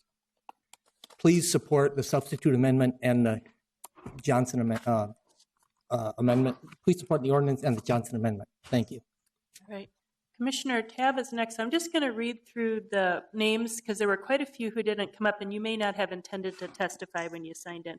John Herman, Liz Pitts Cartwright, Maria Pittner, and Renee Wilson. And after Commissioner Tab, I have Craig Wilson, Nakima Levy-Pounds, and Adriana Cirillo. Thank you, Chair Glidden, and thanks to the council members. I just want to assure you that this is really all about equity. And I just want to give you a little glimpse into our world with an example. During the summer, I have a couple of rec centers in my district, one in an affluent area, another not in an affluent area. One has air conditioning, one doesn't have air conditioning. We have to close down the one that doesn't have air conditioning when we have really hot days. Why does the one in the part of town that's more affluent have air conditioning? Because those people actually paid out of their pocket to put it in. I don't want us to have a two-tiered system. And I think that allowing us to have this extra money really is allowing us to focus on having a one-tiered system throughout our city for everybody. So I think this is really a very, very important, this is something really important that we wanted to be able to do for our city and for everybody in our city. So again, I just want to give thanks to President Johnson and Councilmember Goodman for stepping forward and really kind of taking the horns on this. I know it's been kind of a tough battle, but I look forward. I think it's a pretty historic sort of thing that we're working on here. And thank you. I hope you will all support the new amendment that's coming forward. And we look forward to working together on this. Thanks. Thank you. Craig Wilson, then Nakima Levy-Pounds, and Adriana Cirillo. Thank you, Councilmember Glidden, and thank you to the rest of the council for hopefully supporting this and under the conditions of the Johnson Amendment. I'm going to give you a little personal narrative as to why I'm here today. I moved here in 1986. I'm native Hawaiian. I came from Hawaii and I was born in Colorado. And when I came to the city, my family first toured the regional park system. They moved to a first-ring suburb, and I'd never seen anything like it, even in these beautiful places that I came from, Hawaii and Colorado. Never seen infrastructure like this. It looked like a huge salad to me. In all honesty, I thought I had arrived to the city of salads. And it really stuck with me. After I graduated from high school, I left for many years. I traveled around the world, kind of figuring things out in my life. I came back to Minneapolis because of the system, like many of us here in this room today. I eventually became a community organizer 20 years ago. I worked for the Longfellow Community Council, and I saw how these neighborhood parks in the Longfellow community really impacted kids' lives and families' lives. And a lot of these very challenged situations where kids didn't have anywhere else to go after school but the rec center, to play ball, to do things with others in this safe space. And that's why I'm here today, because I really believe in neighborhood parks. I've seen it firsthand.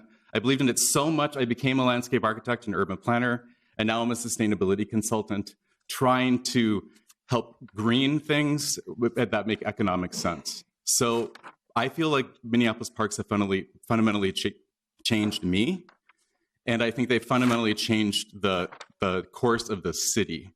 And so for that reason, I want to thank you for supporting this, and thank you for listening to me. Thank you, sir. Thank you, Malivi Pound.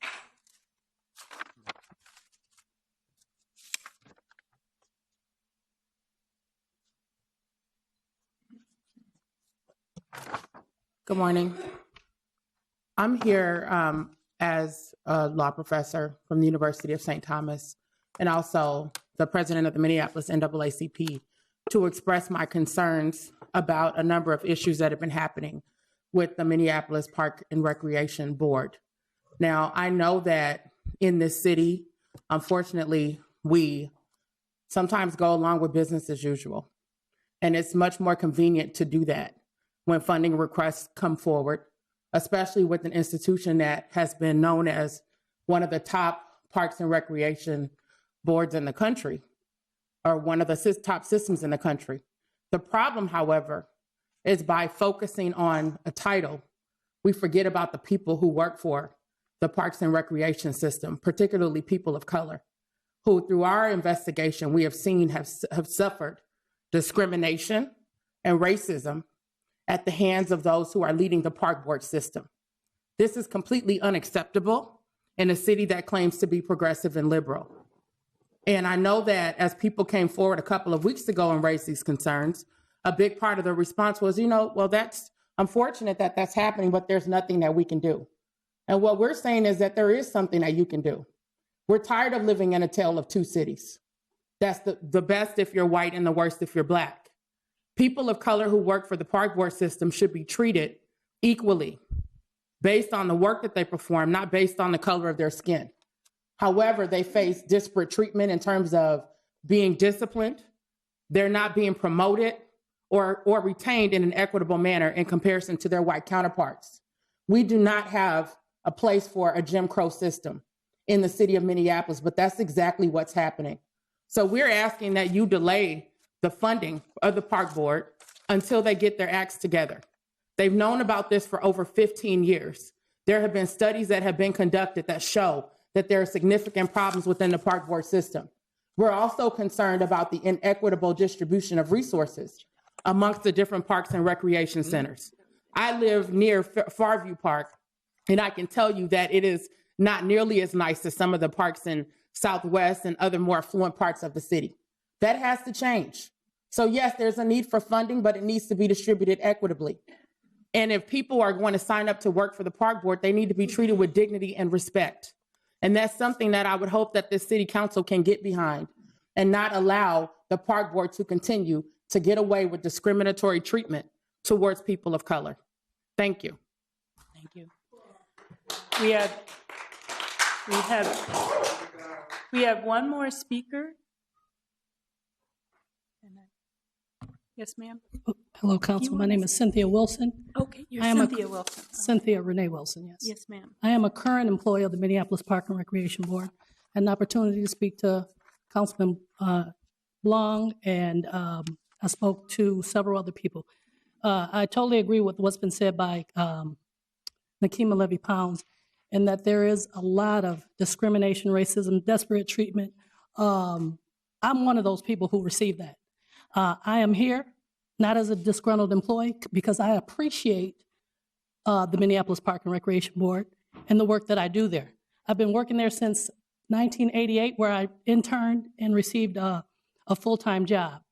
I attended the University of Minnesota on a full athletic scholarship, and so I know the work that is being done in the park board and the work that has helped and benefited a lot of people in the community. However, what the community doesn't know is all of the desperate treatment, the harassment, the retaliation by Superintendent Jane Miller, and the board is very aware of this because it's been brought to the board on numerous occasions. It's been in the Star and Tribune, it's been on NPR, it's been on the Minneapolis Spokesman, it's been everywhere. We've gone to several people, and you guys keep telling us they're independent and that we need to go to them, but we're going to them. And every time we go to them, we get the same response, a pat on the head and say, okay, we'll deal with it. Now we're at a point where you guys can do something about it. I went to my own union, and the union lawyer is Dwayne Johnson, who happens to be your husband. Am I correct? So yes, that's the reason why you're definitely in favor for this. You're pushing this as hard as you can. And I've watched you on many occasions stopping people from talking and giving them an opportunity to speak. You're sitting out there in your nice house, petting your cats and doing everything that's pleasable and plausible to you, while all of this racism is going on right underneath your nose. And the mayor is aware of it. And you know what? If nothing is done, you know what you're doing? What you're saying is you're saying to this board, okay, you're going to treat them just like the Klan. We're supporting what you do, Klan, but we're going to take our hands out of it. How can you give money to the Klan and support them and say, oh, they're a different organization, they're a different independent agency, we have nothing to do with it? Yeah, there's something that you can do, and you do need to do it. Now, let me tell you something. Your question might be, well, why are you still working for the park board? Well, let me tell you something. I love what I do. I'm good at what I do, and she knows that, but that's what she's afraid of. I'm here as a mandated reporter. What I do is if I see something suspicious, if I see something that's wrong, I stand up for it. And because of that, you know what's happened to me? I've been terminated, but I got my job back through civil service. I've been double demoted. The first time ever in the history of the park board, a person has been double demoted. Why? Because of that woman right there. Okay, she bullies. She retaliates, and I'm not the only one saying. The board, her own board. And ma'am, if you could direct your comments Brad Bourne has indicated, he is a board member. He's indicated that there's bullying going on. So they're aware of this. Yes, we need the money, but are we going to give money to a racist organization and support that, Ms. Johnson? Are we going to do that, Barbara? If you could please direct your comments. I'm directing it to everybody, yes, but she's pushing it. Okay. And what I'm telling you today is that there's a lot that the city of Minneapolis doesn't know about the good old park board. And just for the record, we were #1 system before she got here. So it's not like she came and made us a #1 system. We have the front runner people who are out there doing the work. So guess what, ma'am, who had the trophy and the picture of her daughter? I too have children, and I have pictures of them with trophies and awards as well. Yeah, we're doing the work, but we're getting treated like garbage, and you don't see that. In addition to that, it took us 2 years to pass our union to get 2% why the management team gets a raise every year. Now ask me how I know this. I've been a part of the management team for 17 years. So I'm not telling you what somebody told me. I'm telling you what I know because I sat with her on management team. The reason why I got double demoted, you want to know? It's because I'm a mandated reporter. If I stand up and speak up, that's what happens. And they're using me as an example to other employees. If you speak up, this is what will happen to you. Just like they did way back in the lynching days. They lynched black people to show if you act up, if you speak out, this is what you get. And I'm going to tell you something. For all of you people up here of color, you are supposed to be everybody actually up here is supposed to be about change, but especially people of color. You're supposed to be out there speaking for your constituents.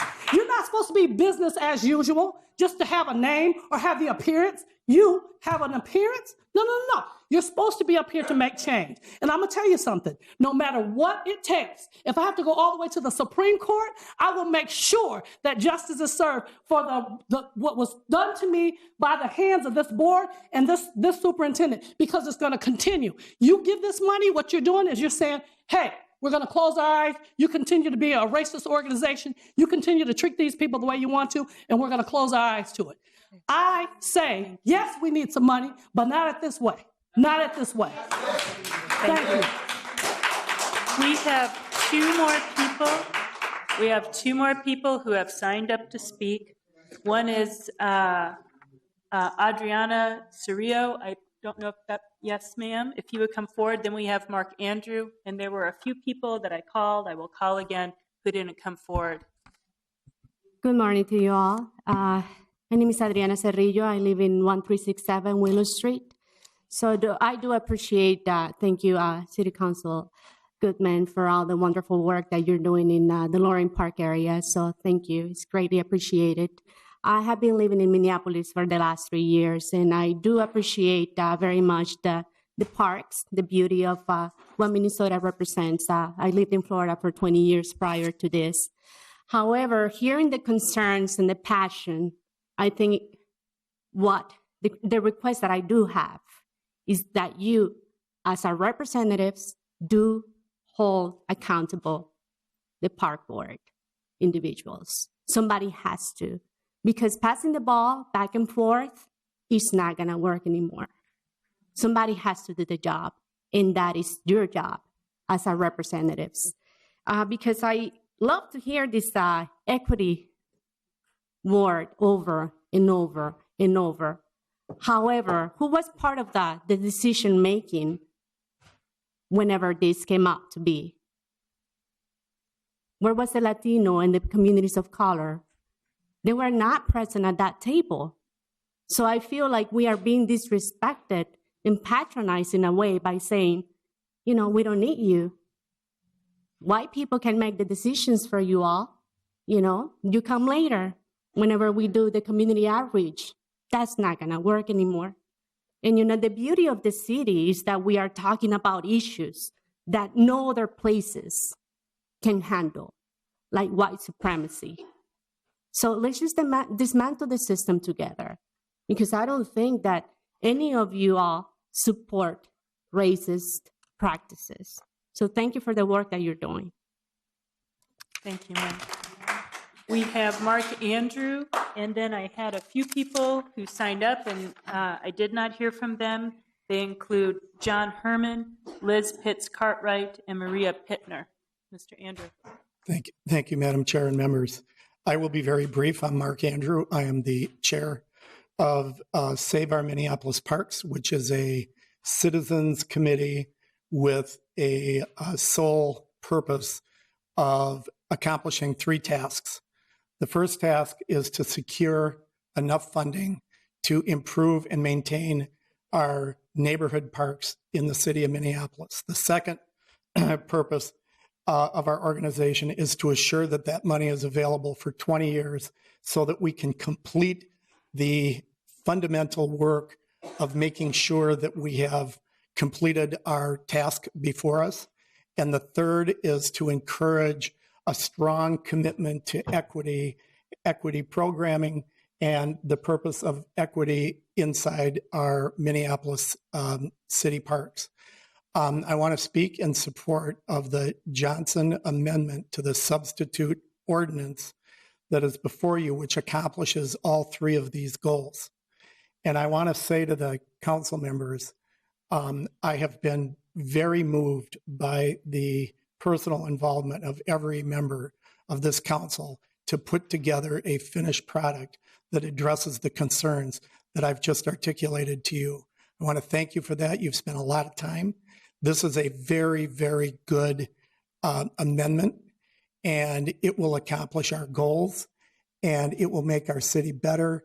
And for the first time in my long history in public life, this will be a true collaboration between the Minneapolis City Council and the Minneapolis Park Board, which has had a dysfunctional relationship for decades to the detriment of the quality of our city parks. So you're resolving not only an economic problem, you're resolving a structural problem within our city governance structure, and I thank you for that.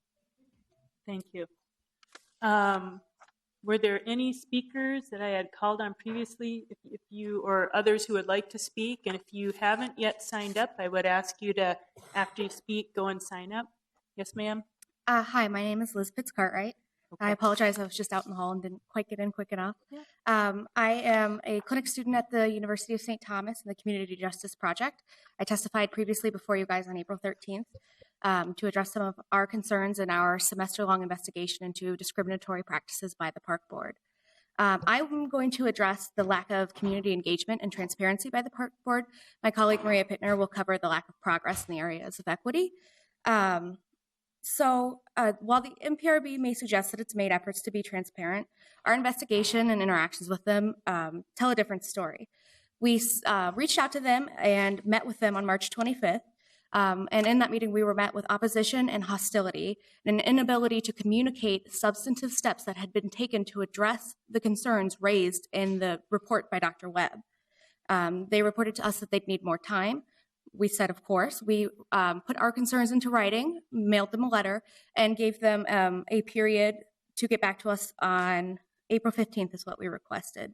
We received a response that they would be unable to reply until May 2nd, although President Lewinsky indicated that perhaps maybe she gave you guys her response to us. I just checked in with the office. We have not received such a response. Hopefully it'll be coming our way. But we were delighted to see that the MPRB can timely respond when the right pressure is applied. By this, we're referring to the April 15th letter dated to you all to address these concerns that were brought forth at the April 13th hearing. We were very surprised to learn that they could address all of those same concerns within 48 hours, but needed multiple weeks to respond to us. It's unsettling because it seems that the MPRB can only respond when the correct pressure is brought forth. The MPRB is uninterested in communicating and engaging with the community. They're only interested in engaging with City Council when funding is at issue. Now is the time to address these concerns. Deny this funding until the MPRB can be held accountable for its actions. Thank you. Thank you. If you'd like to let us know who you are. Thank you, ma'am. Yes, Maria Pittner. Good morning, council members. I work with Liz Pitts-Cartwright and Community Justice Project, led by Nikimi Levy-Pounds. As city council members, you hold the authority to demand true equity. I come to you today because we are concerned about the actions of the Minneapolis Park Board and their lack of responsiveness to us, to their constituents, and they seem to only be responsive to the hand that feeds them. As you are aware, there was a 2012 environment and organizational analysis that the Park Board had done for them. That story told of a hostile and toxic work environment for individuals of color. Another report was done just last year, and it shows that there has not been much progress made. They seem to be able to rattle off all the things that they've done in their April 15th letter to you, but as they sat across the table from us on March 25th, couldn't tell us one thing. That is concerning. Over half the employees in the assessment done last year said that policies and programs did not promote diversity at the Park Board. And also noted in that report was race as an issue rarely came up at the leadership level unless it was asked about. Equity starts in our own backyards. Please deny this funding until those answers and that progress can truly be made. Thank you. Thank you, ma'am. I think we had John Herman, and then Pastor Virginia Jones, and then Jake Verdon. Yes, sir. Madam Chair, members of the council, my name is John Herman. I've lived in Minneapolis for almost 45 years. And in that time, I've had a lot of occasions to work with the Park Board. I was the chair of the Chain of Lakes Water Quality Task Force, where the Park Board took the leadership role in creating one of the first major wetland complexes to clean up the city lakes. I did much of the work on creation of the Cedar Lake Bike Trail at the Capitol, where we were able to get a special appropriation to acquire that property, and for the first time raised millions of dollars of private money. And I've worked on many other park matters at the state level, and served on the Legislative Citizens Commission on Minnesota Resources. I'm currently the chair of the Trust for Public Lands Government Relations Committee, and I think many of you know that TPL not only gave the Park Board and the city the #1 Park System Award, but also has been a quiet partner in looking at the issue of how broad, deep, and meaningful is the city populace and voter support for doing something about getting the parks up to the level that they ought to be. So let me say, as kind of a cleanup like Mark Andrew, I'm thrilled to see the Park Board and the Council work out this sophisticated response. I think it's better than an initiative. I think it's a sensible way to approach a problem and to recognize that it's just one of many city capital priorities. I think Councilmember Goodman, Councilmember Johnson actually deserve extraordinary praise for initiating the fiscal analysis that led to this creative solution. And I'm also pretty excited to see the city has just brought Mark Ruff on as the city financial officer and the good work that he did in doing it. So I hope that the council later this week and the committee of the whole, in terms of sending it on, supports this with the amendments that Councilmember Johnson is going to offer. Let me offer just one little vignette, And if sir, I can. you can wrap up, please. Over the last 3 years, I've spent many hours in Seattle, where my daughter and my grandchildren are while she's finishing medical school. And I have seen what it did to Seattle to spend millions of dollars on neighborhood parks. It has transformed the perception of neighborhoods in Seattle and the use of these parks by families that have thronged to them. And while I am sympathetic to the conversation about equity, I don't know a thing about the substance of it. I want to tell you that there is no place where equity and diversity thrives more than in the parks that I've used with my grandchildren in Seattle. They are filled with Sir, a if you could please kaleidoscope wrap up. of people. Thank you so much. I think doing this is a huge investment in that kind of diverse interaction. Thank you. Thank you. We have Pastor Virginia Jones and Jake Burden. Yes, ma'am. My supporting statement is why I think the funds should be put on hold is I be at Farview Park every Saturday. I assist another ministry over there, and I feed every Saturday children of less fortune and children of colors. And it comes out of my pocket, my funds, between $100 to $200 weekly. And the park board, I noticed, and my observation is that they don't put anything into the community for our children. They don't have a program to implement much for the children of less fortune or children of colors. So until they can do something for those children and our children and children of less fortune, children of less colors, I think that they should go back to the table, back to the board, and figure out what can be done for them, because their basketball is their passion. And for as outside basketball, I noticed that they have the soccer field, they have more push toward other race more so than children of colors. And I think the park board over there, Farview, and I can talk about Farview because that's where I'm stationed at, just don't have anything for them and the staff. And I heard someone bring up the staff. And I must say that the staff, I noticed, sometimes do have to work way over time. Sometimes they have to stay late. And I just think that they're not fair to their employees and to their staffing. And I just think that the funds should be on hold until they look at the whole broadened picture of all of of the race and of all of peoples of color, all of the children, all of the staff, and look at the whole broadened picture, before the money is released, and see all areas, and be fair. Just be fair, and just don't put the money into the community where it's already, things is going on that's don't need it at. Okay? Just be fair.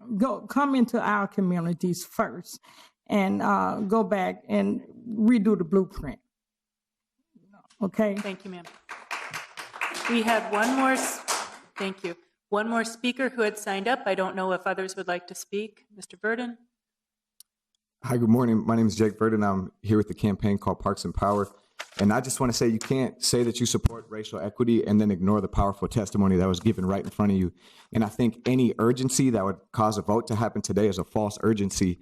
The other thing I want to speak to is the strength when it comes to racial equity in this plan is the metrics that have been developed by Park Board staff for weighting the parks that will get investment. And that is not policy yet. That comes up for vote from the Park Board soon. There was just a presentation given to the staff. So what people are resting their racial equity hats on is not even cemented into policy yet. And I understand that there's racial equity language in these agreements, which there needs to be, but really the meat is those metrics developed at the Park Board.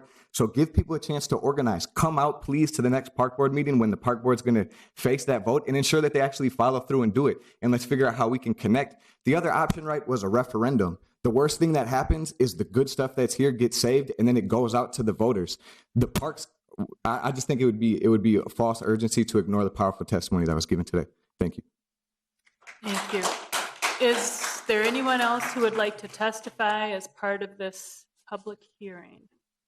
Anyone who did not get an opportunity?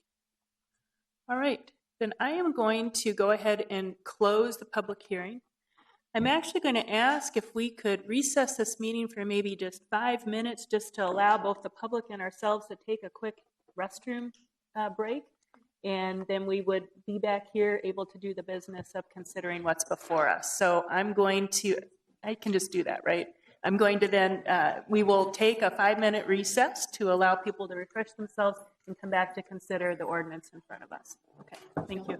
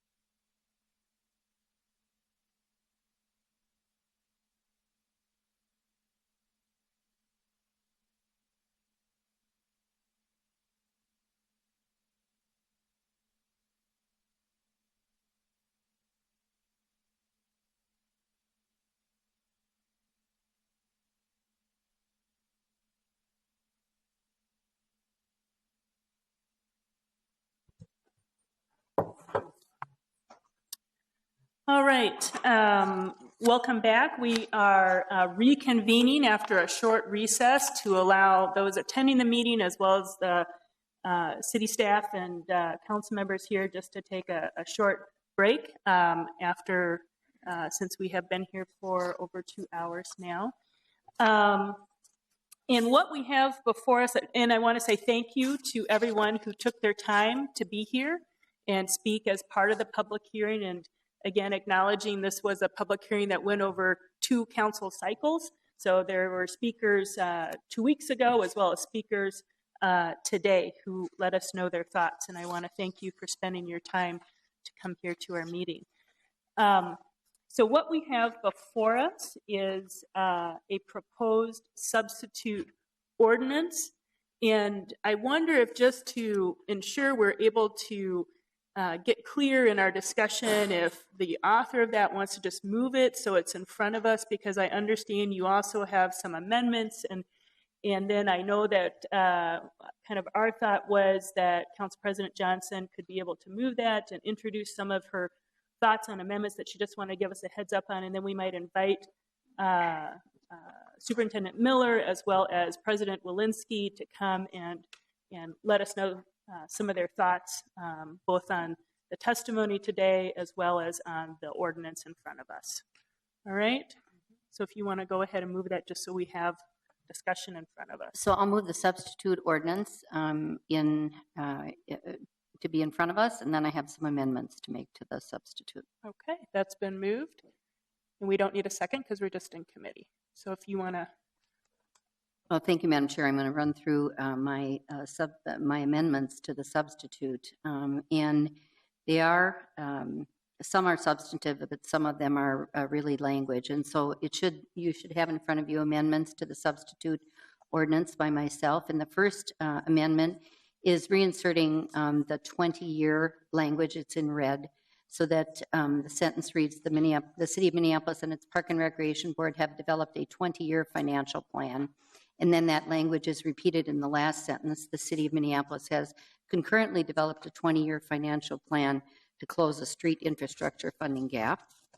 And as you just take a pause, I want to say the clerk just notified me if anyone here would like a copy of what the Council President is reading from, there are copies up by the clerk to make sure you're able to follow along with whatever is being discussed up here. Thank you, Council President. I have to say that. Thank you.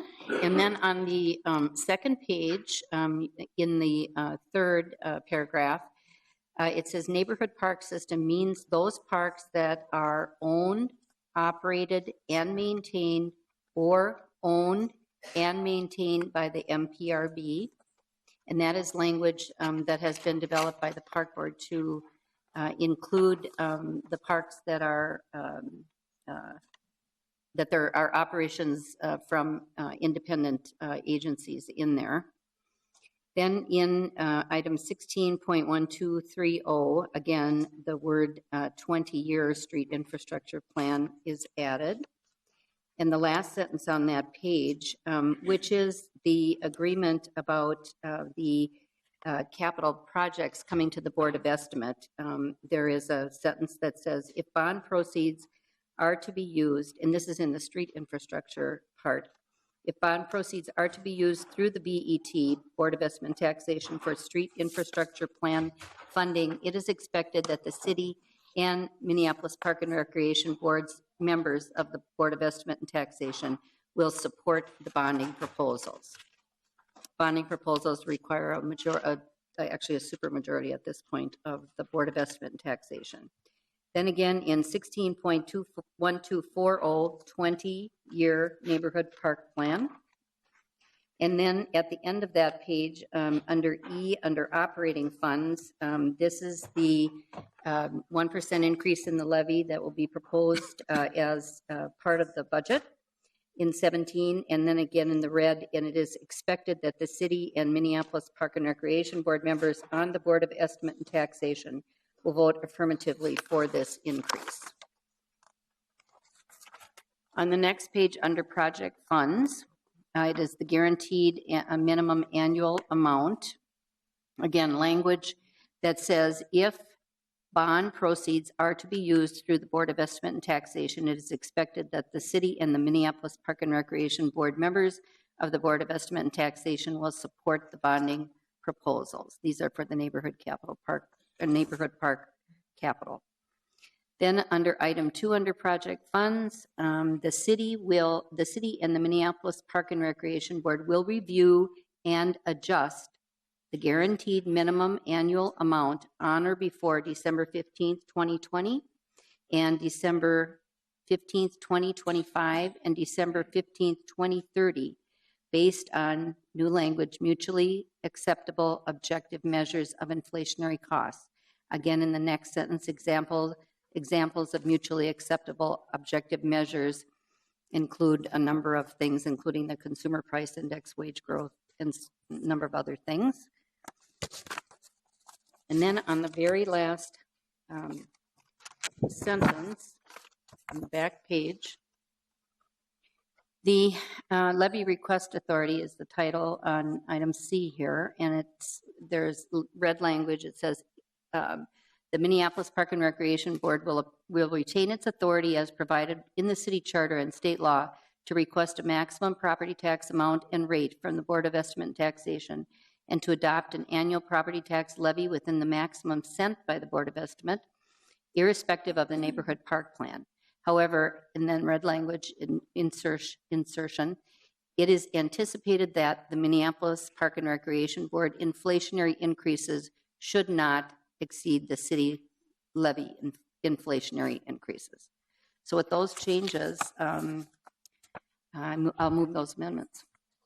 And I would just speak to them, Madam Chair, if I could for a second. Sure. Why don't you go ahead? Okay.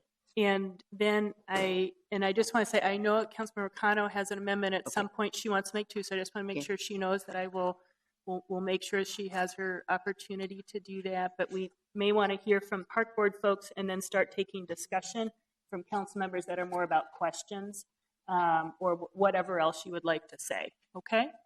Council President. Well, thank you, Madam Chair. And I really want to say, in listening to people speak today, it just reminded me of, in my lifetime in Minneapolis, how different times in your life you use the park system in different ways. The lady that spoke about, her family, of the trophy of her children, I remember those days sitting in the gym at Creekview and watching girls basketball. And I think starting in third grade, it was a fun time, as a parent to be able to observe and help. I never was a coach, but those kind of things are what make a community and make a neighborhood. And we played all over the city too. We were at Creekview, but we got all over the city in different gyms, saw different neighborhoods, and it was a really great experience for my children.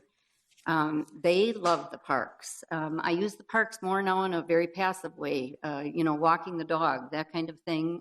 Enjoy the beauty of the green space that we have in our city. I remember I actually lived in Amarillo, Texas for about 1.5 years. I always tell people it was the longest 1.5 years of my life. But we moved there, and it was a city of about 100,000 people in the panhandle of Texas. And in that city of 100,000 people, they didn't even have, they had one park, and it was a central park with the, right downtown, had a Carnegie Library, and so it was kind of like a town square. And they would have like tennis courts and pools and that kind of thing at the schools, but there wasn't a park system. And I remember coming home for a wedding and getting in the car and going someplace, and I ended up being in Theodore Wirth Park and just stopping the car and thinking, oh my goodness, I have missed this so much. Here I am in the middle of the city in this beautiful park. I can look and see downtown Minneapolis, and it's amazing. It's amazing. We are so proud of our park system in this community. And so I think it's been a challenge. We have worked really hard to come up with an agreement that's a reasonable agreement that protects our taxpayers, but that does support the importance of this system to the people that live in our community and use our facilities in all the different ways that people choose to. So I'm really pleased to be able to work on this and hope that we can move forward on it today. Thank you. Thank you. I'm going to ask if Superintendent Miller or President Walensky would like to just give us some of their thoughts, or we can also, as we discuss, ask you questions, I guess. I want to say to my colleagues, if you have a question you would like to ask Superintendent Miller or President Walensky, I think that they would probably be open to that. I'm not seeing that right now. Chair Glidden and President Johnson, I just want to say that we are supportive of the amendments. And I too want to say thank you, in particular to Council President Johnson and Councilmember Goodman. It was really your work reaching out to us in November and saying, can we work out a deal? and spending countless hours with us, working through the issues, negotiating back and forth, and really spending time with us to understand your issues, you understanding our issues, and really coming to an agreement that worked for both organizations. It is really, truly because of the work that you led that got us to this place today, and I really am very appreciative of that. And I'm also very appreciative of the support of the rest of the council for this, and the recognition that parks are so vital to everyone's well-being in the city, that they are critical, and in particularly neighborhood parks, which, as Commissioner Tabb said, this is really about equity. This is about addressing the issues in neighborhood parks that are in 30% of our neighborhood parks are in racially concentrated areas of poverty, and our ability to address those and ensure that across the city everyone has access to that green space that restores their soul is absolutely critical. And so I just want to say thank you, and I am optimistic that you will support this resolution and the amendments that Council President Johnson has moved forward. So thank you. President Walensky. Thank you, Chair Clinton and council members. Happy to be back up here again. We had some very dramatic testimony earlier, and I just wanted to let you know that I had sent out a letter with Superintendent Miller earlier today that you should all have received, talking about how we are planning on responding to the I can never remember the name. I apologize. That's why I brought this up here, and then it immediately turned off. Community Justice Project? Yes, there it is, the Community Justice Project. We have a response that will be going out on May 2nd. It is not yet completed. We will be happy to make that available to you as well as the public. It will post it on our website. Most of the allegations that have come forward refer back to a report that was done in 2011, which came out probably 2 weeks after Superintendent Miller arrived here.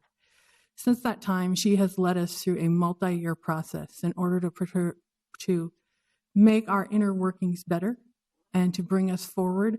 The racial equity training that we're doing now as a board is just one piece of that. I'm sure when the document does come out, it will be multiple pages and a lot of spreadsheets, because we have spent an inordinate amount of time on this to bring some of this stuff to a close. We do know that this is a long-term process, and we are dedicated to completing it and going forward. I don't think there's ever a point when you're talking about racial issues where there's an end point. I'd like to think that there will be, but I don't think it'll be in my lifetime.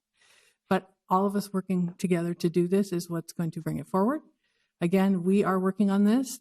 Superintendent Miller has been a leader in this, and we appreciate all her work and all the work that she's done with our staff to bring us forward on this. As to the other issues, those are personnel issues. We have been advised by our attorneys that is not something that we can speak about publicly. Thank you. Thank you. We have a long list of council members who've asked to speak, or I don't know if they have amendments or other different things, so we are just going to go ahead and start going through that list. Was there someone? Okay. Councilmember Quincy. Thank you, Madam Chair. I will be brief. I was just speaking to the amendment that Council President Johnson has brought forward. Obviously, I'm very supportive of these changes. I just wanted to highlight there are two of them of some significance that were included in the resolution, the substitute resolution that I offered on Monday. I just wanted to make sure that everybody understood that the intent was to include those in the substitute motion, and they included the definition of the neighborhood park system. This is something that the superintendent and I worked on before that meeting, and we just, it's one of those issues that happens when you do a quick turnaround of resolution to ordinance, and we just wanted to make sure that those two things got highlighted. One is the neighborhood park system ordinance, the inclusion of the mutually acceptable language in item number 2 under project funds, and I think some of the other items there about BET support, bonding proposals, et cetera, are all appropriate for that action. So I just wanted to make sure that everybody understood that this is something that was already intended, and it just gave us a few extra hours to clarify them and put them in the ordinance language. So thank you, Madam Chair, and thank you, Council President, for bringing them forward. Okay. Councilmember Cano, did you want to, you want us to come back to you, or would you like to go ahead right now? Okay. Thank you, Madam Chair. So I have a quick question on procedure. I have an amendment that I want to make to the ordinance, but it was based on the ordinance that was published on the website and on what was in this book.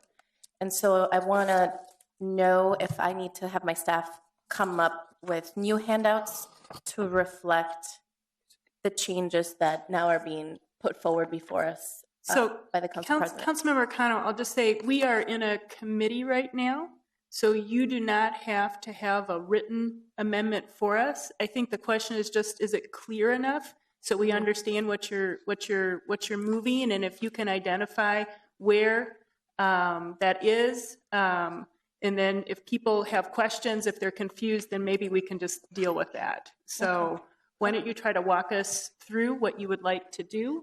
And we are looking at this substitute ordinance. And then just a question for the clerk. We just go into then our third piece, and then we would vote on Councilmember Cano's amendment to the amended substitute ordinance. And then after you move your amendment, and then we'll go back to other questions or other amendments that council members might have. I'm going to need to work on a specific clarification with the city attorney on the handouts of the amendment that I already circulated. The intent of the amendments are to once again codify the racial equity framework that we have all agreed to and have discussed publicly and privately in the work that we're doing here. So the handout that I gave highlights the first paragraph of the ordinance, and I guess, should I just read it? Why don't you go ahead, and and you have the section that you're amending is still the same, which is 16.1200, which is the purpose statement. Yep. Is that correct? Okay. Yes. So the purpose, so this is 16.1200 purpose. The City of Minneapolis and its Park and Recreation Board are concurrently adopting the 20-year have developed a financial plan. So, okay, sorry, this is, I'm not sure who typed this out. So I think I can see where you would like to add your language, if you would like me to just assist you a little bit. Yep. In line 2 of that purpose statement, there is a line that reads 20-year financial plan to achieve a shared goal of closing a neighborhood parks funding gap. And I understand you would like this to say closing a neighborhood parks funding and this is the new language, and racial equity gap. Is that? Yes, that is correct. And then there's a second time that phrase comes. Yep, so on that portion of it, it's 3 words, and racial equity. And then when we move down the paragraph, we start with the City of Minneapolis has concurrently developed a financial plan to close a street infrastructure funding utilizing racial and economic criteria equity in a way that manages the impact of the 2 initiatives on city taxpayers. So this is where I think you have different language. So I just want to make sure I'm understanding what you'd like to do.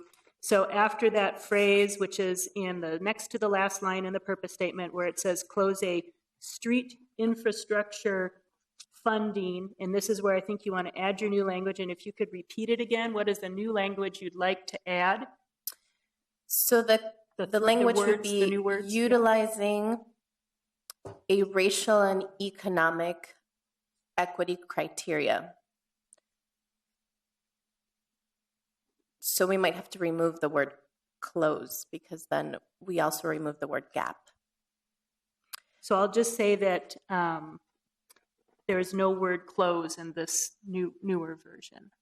Okay, and are you referring to the Council President's version? Yes. So this would be the one we're actually amending. You're amending this amended substitute because she has put it before us procedurally.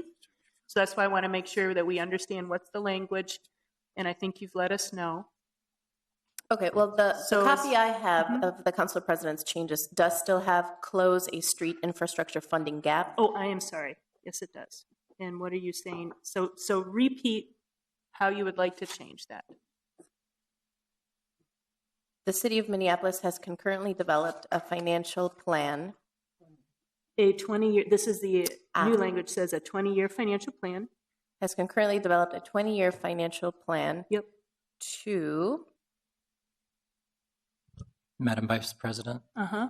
if I might be able to jump in and help. Sure. Thank I you. think the amendment might read, in that last sentence of section 16.1200, the City of Minneapolis has concurrently developed a 20-year financial plan to close a street infrastructure funding gap utilizing a racial and economic equity criteria in a way that manages the impact of the two initiatives on city taxpayers. I agree with that. And the reason why the original language I had proposed about adding the racial equity gap language in here is because the city attorney's office brought to my attention that we as a city have not identified a racial inequity in the ways that we fund our streets and do our street infrastructure. So flagging that as part of the work, we will need to move forward. You know, she just came over a couple of minutes ago to help me figure out how to codify this in a way that still acknowledges our commitment to a racial equity framework while still aligning with the current context of the city's work in this area of street infrastructure. So I agree with the language that the city clerk has put forward. Okay. So Councilmember Cano has moved those language changes in the purpose statement. We have a priority motion, which is from Council President Johnson.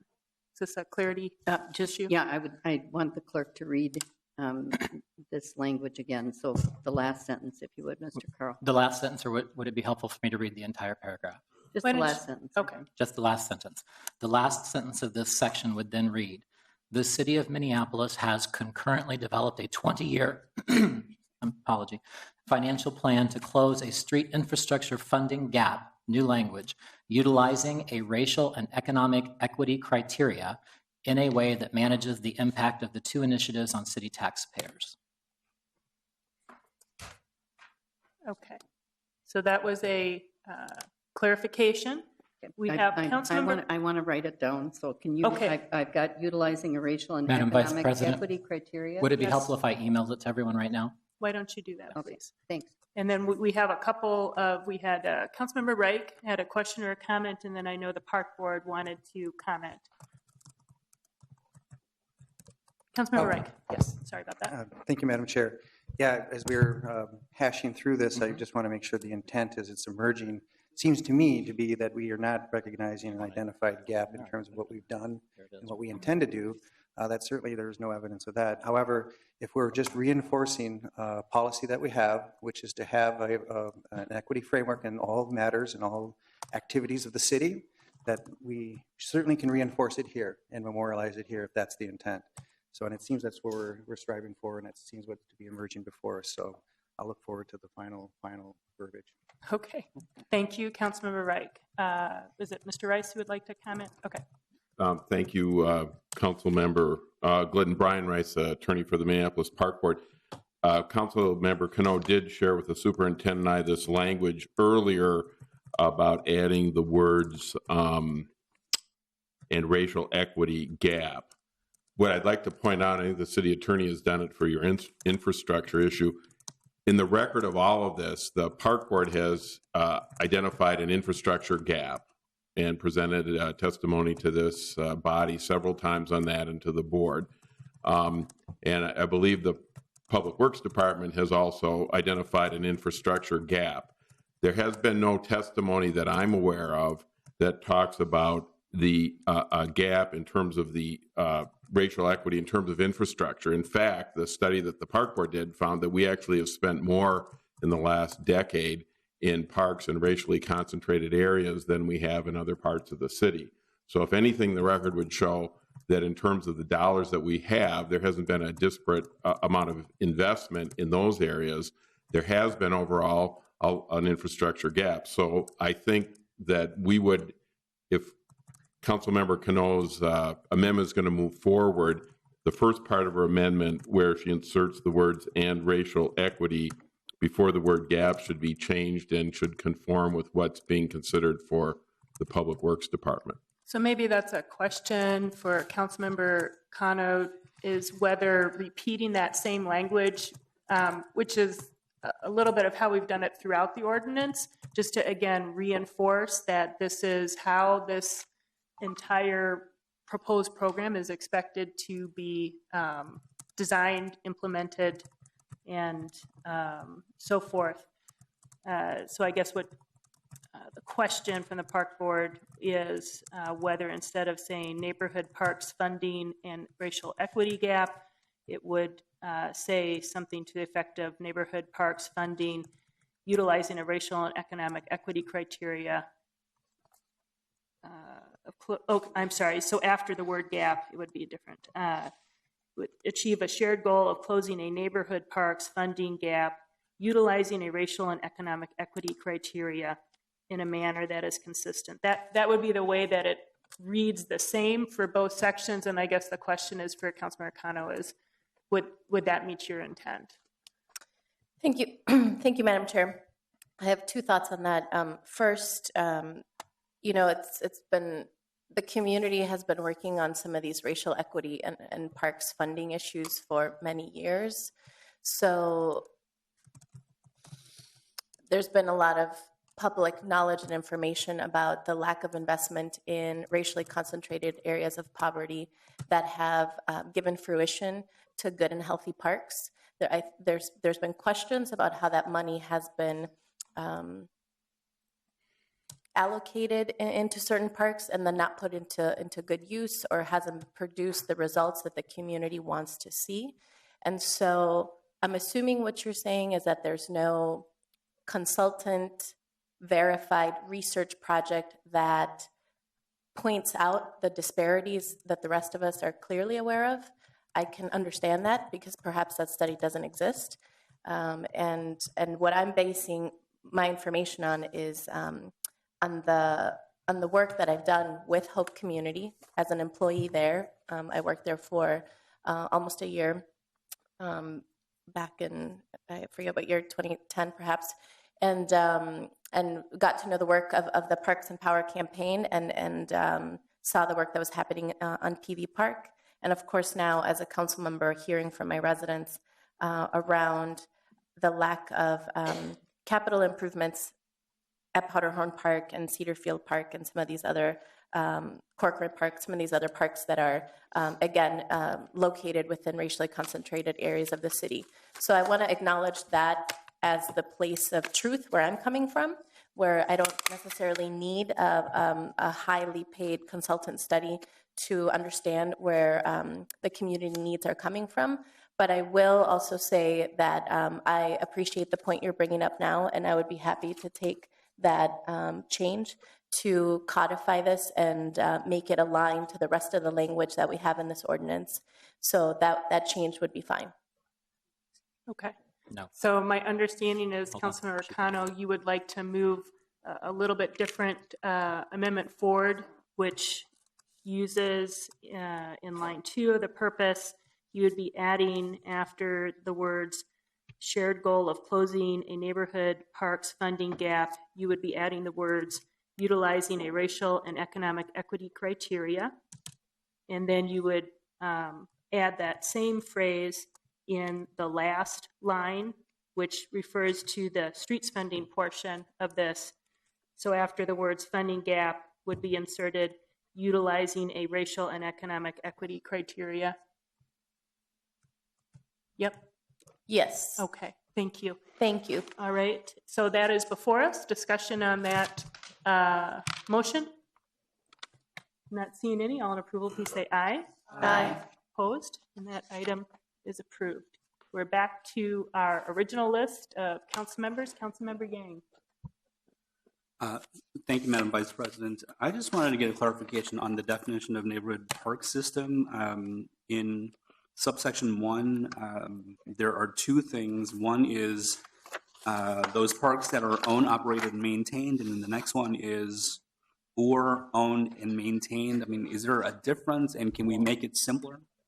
Can I just add to Councilmember Gang's? I'd kind of like to know what you perceive as in and what is out based on this, so just we are really crystal clear on that. Thank you, Chair Glidden and Councilmember Yang.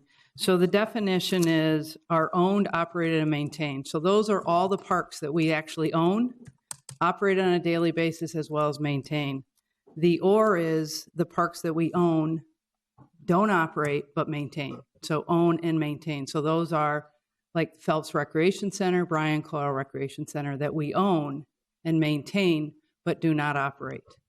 So that is why there's a very distinct difference between those two and why both of those need to be in there.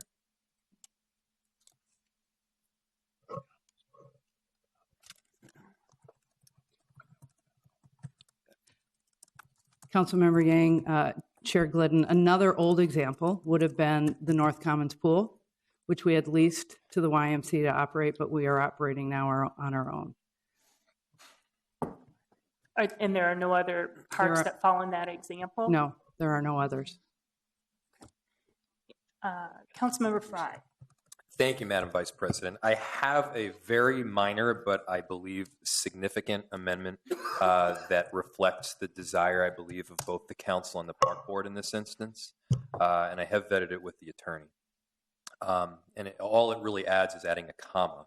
And first I'll read what I want to do, and then I'll explain why. So this is so you are in the definition section? I'm in the definition sections under neighborhood park system. 16.1210. Okay. Correct. Thank you, Madam Vice President. So it should read, it begins neighborhood park system means those parks that, one, are owned, operated, and maintained. Now what I'd like to do there is just add a comma. So are owned, operated, and maintained, comma, or owned, delete comma, and maintained by the MPRB. So the way it presently reads is operated and are owned, operated, maintained, or owned, comma. And that implies that you can either own it independently of the operation and maintenance, which is not the case and would actually include the commons within that definition. So again, all I'm doing, my motion, and I move to add a comma after the word maintained in the first line, and delete the comma after owned in the second line. And I just want to ask, maybe this is a question for the city attorney as well as for you, and then I'll ask the park board to comment after we hear a little bit more about this. What do you think this is just a more clear way to reflect the intent we've already discussed, or is there another intention from those grammatical changes? Madam Vice President, it's to express more clarity, but two, it's to eliminate the possibility of the MPRB owning a park, for instance, like the Commons, yet not maintaining. And Ms. Siegel, did you have any comments to give us on what you think ends up being the difference as we read this with those changes? We're kind of all rushing through this, and sometimes it's hard to understand what might be the impact of changes. Madam Chair, thank you. I have another important suggestion, that is to add another comma. So we get this exactly right. Currently after, it means those parks that are one, are owned, comma, operated and maintained. And then there's the amendment comma from Councilmember Fry. Then the second comma I would add was or owned and maintained, comma. Yes. By the MPRB. Okay. Yes. And I think that that's crystal clear. We could probably get by with just owned and maintained, but let's do it this way so we're crystal clear. Yes. So if Councilmember Fry would add that to his motion. Yes, I would. So just to repeat for clarity's sake, it would be are owned, comma, operated and maintained, comma, or owned, delete comma, and maintained, comma, by the MPRB. Wait, I just got lost when you said that, maybe. So you have added a comma after the word maintained. Correct. We're deleting Deleting it. comma, or owned, delete comma, and maintained, add comma. Correct. So those 3 changes, I'm going to ask the park board to comment, and then we do have council members in queue with questions and comments. Ms. Miller. Chair Glidden, we are fine with that. Okay, thank you. Councilmember Gordon, and then we have Councilmember Andrew Johnson. Councilmember Gordon. So I guess I'm a little bit confused about what the difference is between owned, operated, and maintained, and how that would exclude any that were owned and maintained. Since if they're owned, operated, and maintained, I don't know. So I'll just say, Councilmember Gordon, maybe we need an explanation, but some park buildings are leased in our neighborhood parks. Correct. So it doesn't say that this would relate to anything that's leased. Then I guess it depends on, because I see two different classifications of parks. Classification 1, owned, operated, and maintained. Classification 2, owned and maintained. Am I wrong? Because if there's actually a third, because there is a comma after the word owned, that includes the commons because it's owned. So I think what we want to be really clear about is it's not just that you happen to own it, if we want to avoid the commons. So are there 2 different groups of park we're referring to, and what's the difference? Chair Glidden and Councilmember Gordon, there are 2. There are parks, and it isn't even parks in totality. It's more related to recreation centers within the neighborhood parks. The majority of our recreation centers we own, operate, and maintain. We have 2 recreation centers at this time that we do not operate, that we own and maintain. We lease them out, Phelps and Bryan Coyle. So, which is why they fall in the category of owned and maintained, not in the category of owned, operated, and maintained. Was there another question, Councilmember Gordon, or should I go on to the next?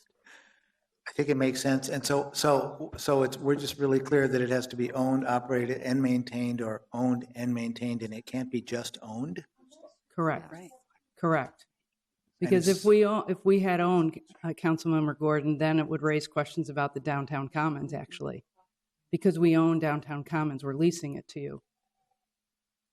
So that would actually bring in the issue of downtown commons. Okay. Which maybe raise a question, maybe we just need to insert some language saying that this does not include. So anyway, maybe I'll just add that. It might, especially since commas were called out as being so vitally important. You could also say it's owned, operated, and maintained, or owned and maintained. So that's what it, Councilmember Gordon, that's what it now says. And actually, we could get by with just owned and maintained, but we can have the 2 categories so it's crystal clear that those 2 categories are covered. Yeah, that's it. There's an and in either definition, so it has to be owned, operated, and maintained, or owned and maintained. Okay. Councilmember Andrew Johnson. Thank you, Madam Chair. And I've been waiting for this moment to argue about the Oxford comma for probably my whole life. I think we can just solve this issue because as a computer programmer, former computer programmer, I see exactly what Councilmember Gordon is talking about. I think we just need a comma after the word operated so that you have 2 sets, owned, operated, and maintained, or owned and maintained. That would be my recommendation, is that we just throw that in there. I think logically it makes more sense. Otherwise, the language that Councilmember Fry introduced helps. I think we could go and just clear this up right there. But Madam Chair, if I might interject, then we would need to add a semicolon. So I would leave it without the extra comma. I think we've dealt with this maybe long enough. All right. Councilmember Palmisano. Chair Glidden, I am concerned that when we add Andrew Johnson's piece to the mix that we introduce the idea of regional parks again. Okay. He hasn't made a motion. I'll just be clear on that. Okay. And he can't yet because we are 3D. So, okay. So we are back to Councilmember Fry has a motion before us, and you have 3 grammatical changes which have been described. So any further discussion on that motion? Seeing none, all in approval, please say aye. Aye. Opposed? That item is approved. Next, we have Councilmember Gordon.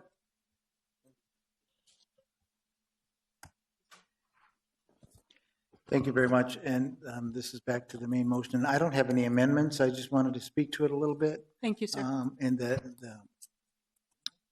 I guess I appreciate where we are. This is maybe ideal timing, and I wasn't concerned we'd be here. I was also comfortable with moving forward with a referendum for the parks. I wasn't necessarily bought into the idea that we had to solve the street funding gap at the same time we solved the parks funding gap, but I know that what I kept telling everybody is if you could bring all the parties together united with one solution, I would greatly appreciate that, and it seems like that's what's happened. So it's pretty hard for me to stand outside of it. For a long time, I've wanted to make sure that we had adequate funding for the parks. I was very concerned about past history of things that council had done to the parks to prevent them from going forward with referendums, promises that weren't kept, that weren't really recorded well, weren't codified well, and there's been this tension and these difficulties for years since I've been on the council. And hopefully this is a path forward.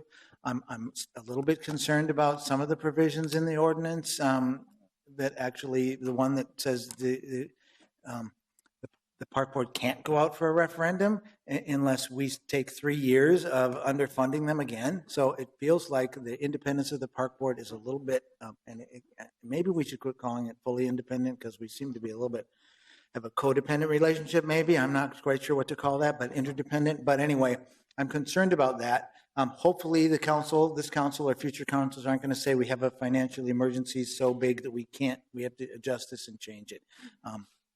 And I appreciate that.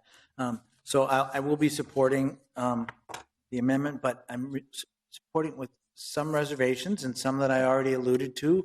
I also don't really like operating like this so far outside of the regular budget process. I understand how the timing has worked, and I understand how the power of the concern about the referendum has really called us to come forward now and move forward with this, and why maybe people don't want to have to go forward, spend the whole summer working on the referendum idea either. But I'm also concerned because of some of the testimony that we heard. I really appreciate that the park board president came up and spoke a little bit in addressing some of those things. I know from my chair where I sit that institutional racism can be baked very deeply into organizations and into institutions like our city government. As I'm hearing concerns about what's gone on with the park board in terms of hiring, promotions, those kinds of things, I was curious about what an in-depth study of the city government would reveal on those fronts. I know it's something that we're trying to wrestle with now, and we over here are starting now an implicit bias training for all hiring managers. We're finally, I would say, after pushing for several years on this, we're starting a series of workshops and classes, and we're trying to look into that and find out what has been leading us to some of the disparities that we see in our own workforce here. It also sounds like the park board is working on some of those issues in some different ways. I heard a racial equity training that was going on there.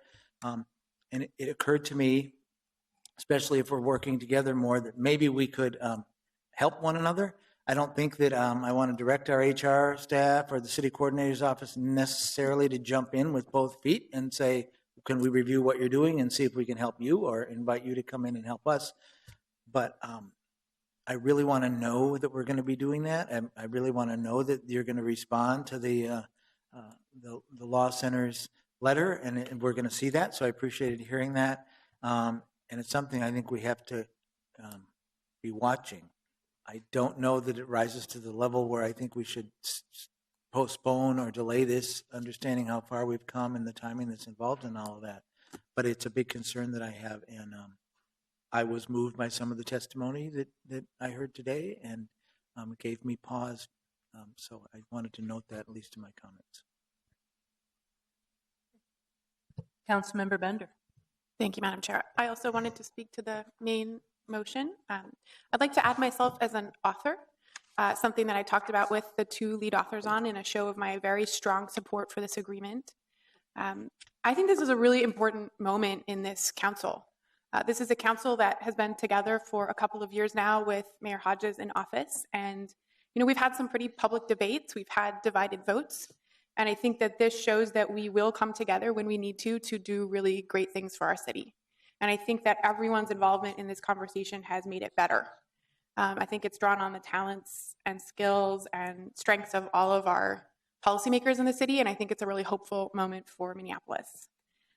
This final agreement addresses all of the concerns that I had raised when we first started talking about this, many of which I had heard from my constituents. I'm really happy that this ordinance commits to funding both parks and streets. That wasn't necessary, but I think it's the right policy decision for us to make and the responsible one. Our streets, it's not the same as our parks, certainly not, but they are such important investments in our neighborhoods. And it is an opportunity to build the city of the future. When we reconstruct and resurface streets, we often add critical safety improvements for pedestrians, we add bicycle facilities, and so this is an investment in the future transportation system of our city.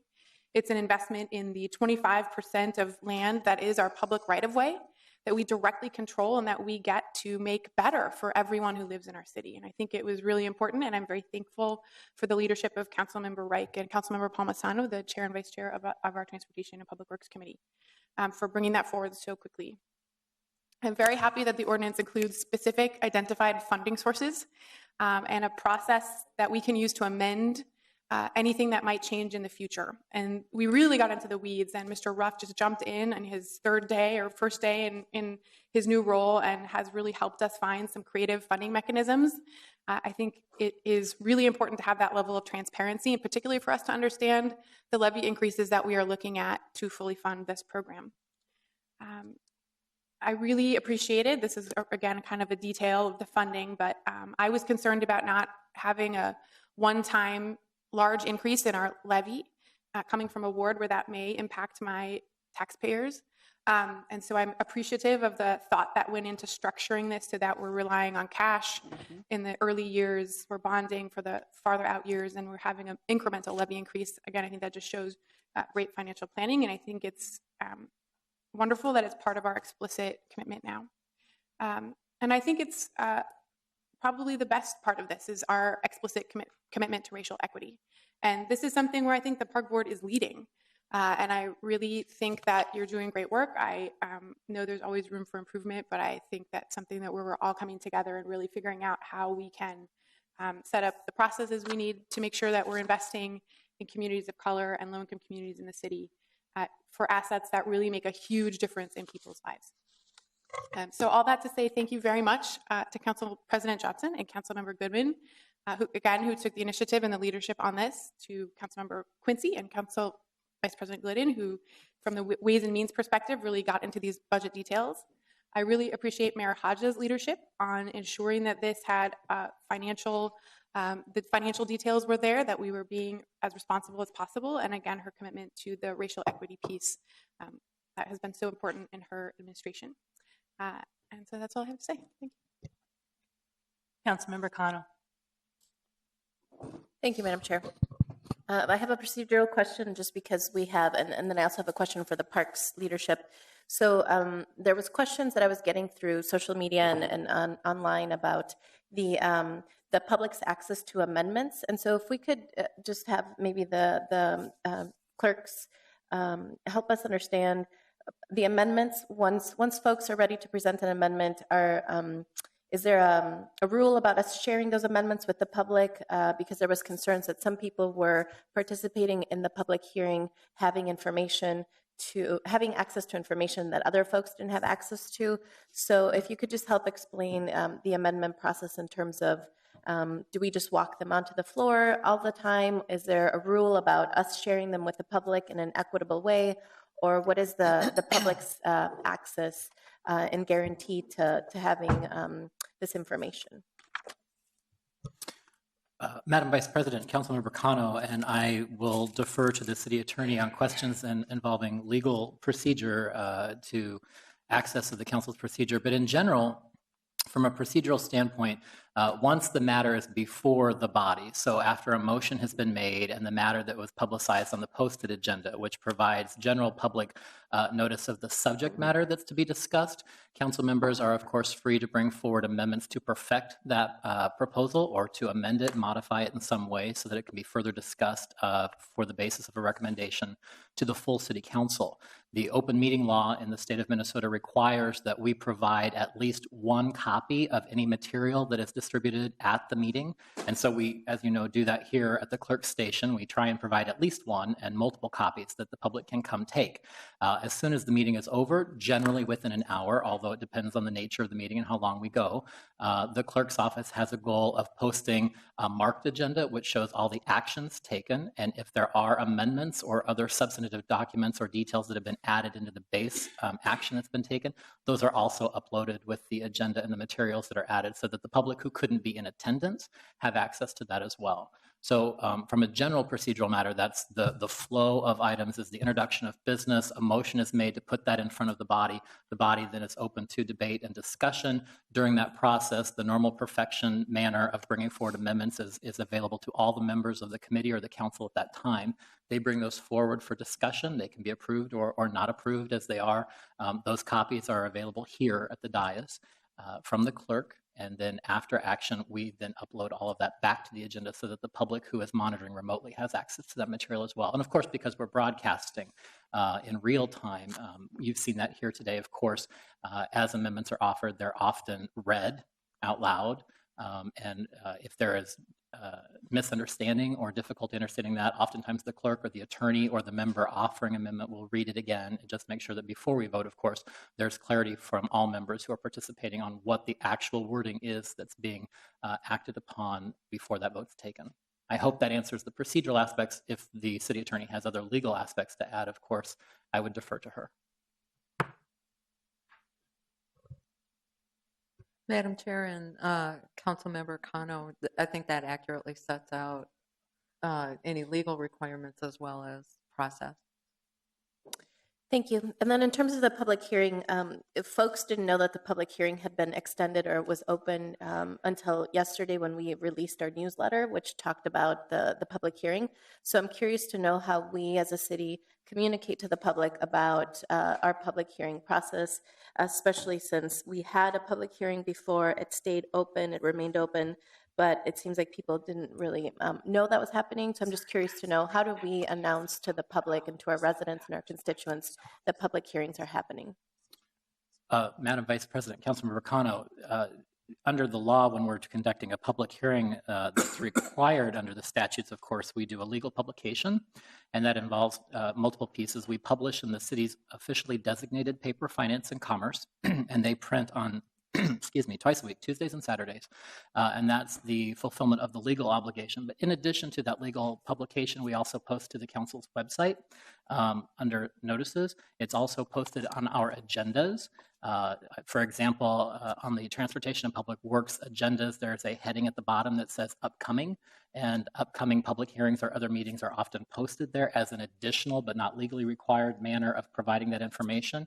The notice for the public hearing on this matter was published in the paper prior to the public hearing beginning at the last council cycle, and immediately after that meeting, as I just mentioned, the clerks within the hour after adjourning posted a marked agenda which shows what action was taken, and that marked agenda noticed that the meeting or the public hearing was continued to this date. So it would have said action taken, hearing postponed to April 27th. And then the agenda that was published for this meeting, and our agendas are typically posted the day before the meeting, usually 24 hours, but at least a day before the actual meeting, the clerk's office will publish and post those agendas. And on that agenda, it does say hearing continued from the date before. So it's a way of tying that together when we first publish notice and when we publish the agenda. And then if action is taken to continue or postpone that hearing to another date, we put that on the marked agenda. And then on the agenda for that meeting, we also say postponed from this meeting in order from the public's perspective to make that connection. Do you know if currently we have a practice to advertise our public hearings on social media, on the city's social media platforms? We don't have a policy per se, Madam Vice President. There are times when our communications department, because of a significant issue, will work with them to post that, because the city does have not only a website, but a Facebook page and a Twitter account. And there are often larger occasions, such as this issue. And I know, for example, on Monday night after the Ways and Means acted, one of the things the staff did Tuesday was work to make sure that because this was a continued public hearing and because it was such a significant issue, we worked with communications as soon as the final draft of the substitute ordinance was completed to put that notice out through the communications department through the various channels that they have. So that was done in this instance, but we don't have a policy that says for every single public hearing we're going to use our social media accounts to publish that. Thank you. My next questions are for the park leaders here. So my staff was able to attend the meeting where you unveiled the criteria-based system for MPRB capital and rehabilitation project scheduling, and it's the framework that I believe staff presented to the board around racially concentrated areas of poverty, these community characteristics, in addition to park characteristics that would lead to major rehab and capital project selection. It's my understanding that this report was not adopted that day by the board, and I would love to hear more about what is the plan to codify and to institutionalize this plan, because I know that this plan is really important to our community when it comes to racial equity investments, and I would like to just understand more about what the process is for that. Chair Glidden, Councilmember Cano, we presented it for the first time last Wednesday to our board. It's a lot of information, a lot of data.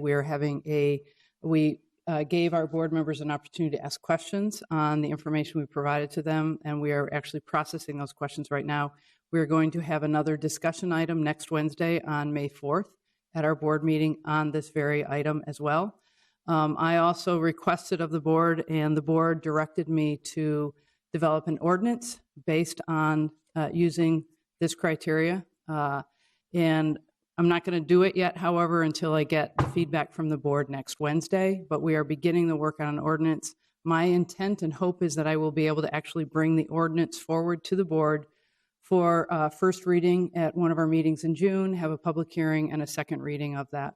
So I don't know which meeting in June we'll do it. It will be dependent on what questions and issues come up on the 4th, but our goal is to bring it forward for codification in an ordinance in June.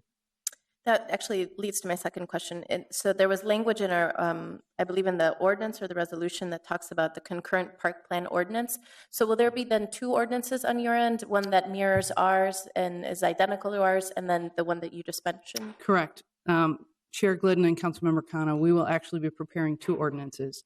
The ordinance relative, assuming that City Council passes this ordinance before you today and on Friday at the City Council meeting, we're actually prepared to take the park portion of this ordinance, add it to our agenda that will be posted on this Friday for our board for first reading on May 4th. Then on May 18th, a public hearing and second reading of that ordinance at our May 18th board meeting. And then the ordinance regarding the criteria will come later in June. Thank you. Lastly, I just want to thank the community for coming out today to participate in this public hearing. I know that a lot of folks have been working on this racial equity issue for years, as I mentioned. I'm very happy and thankful to be able to represent Ninth Ward residents who consistently and firmly stand up for this vision to improve our city, to make sure that the folks who have been often ignored or don't have access to ways to participate in these conversations have a voice and have a presence. I was really glad to be able to work with Park Board Commissioner Brad Bourne on this issue. Was very thankful to all the communications I was getting from Superintendent G. Miller as well as Mark Andrew, and really felt good about working with Councilmember Glidden and Councilmember Bender and Councilmember Goodman on this effort, because it is one of the most significant funding decisions that we will be making within our 4-year term as a council body. And I can't thank enough the community members who really were able to bring this vision forward of ensuring that our community parks are funded in a racially equitable manner that will be sustainable and will help lead our city into a much different future and an experience for our kids when it comes to using parks and access to green space. And the work, I think, remains. I don't think we're done here today. The implementation is going to be key. Continued partnership is going to be key. So having more engagement from our partners on this is going to be important to ensure that we continue to drive this work and produce the outcomes that our residents and our voters want to see. Thank you. Thank you. I am going to turn the chair over to Council President Johnson. I have my apologies, I have a child I have to pick up from school who is ill, and the nurse just called me, which is why I stepped out and I can't reach my husband. So I'm going to turn this over. Councilmember Warsame. Thank you, Madam President. I just want to speak to the main motion. Go ahead. Okay, thank you. I'm going to speak in favor of the motion as well as the amendment, the Johnson amendment. And for me, this is a culmination of 2 years of work. When I came into office in January 2014, my office started working with the Park Board, and we wanted to bring resources and programs to our neighborhood parks. And I'm very glad that we have made this agreement with the Park Board, and I would like to thank Council President Johnson, Council Member Goodman, and Council Member Palmisano, who some people have forgot, was also part of the negotiation team. So I'd like to thank them, and also I'd like to thank the Chair of Ways and Means for bringing this agreement and fully funding our park system. And today, why I'm supporting this and why the 6th Ward is very excited is the fact that, we will get, necessary investment for Curry Park, as well as the Brian Coyle Rec Center in Cedar Riverside. We will also fund PV Park in Ventura Village, and as well as the Phillips Pool in Ventura Village neighborhood, and Matthews Park in Seward. And these parks are very important to me and to my constituents. For example, the Phillips Pool has been a project I've been working on for 2 years, and I'm very glad that now we will be able to get it done. And I'm glad that, young people of color will learn how to swim in the City of Lakes, and that immigrant women will be able to learn how to swim using culturally appropriate programming.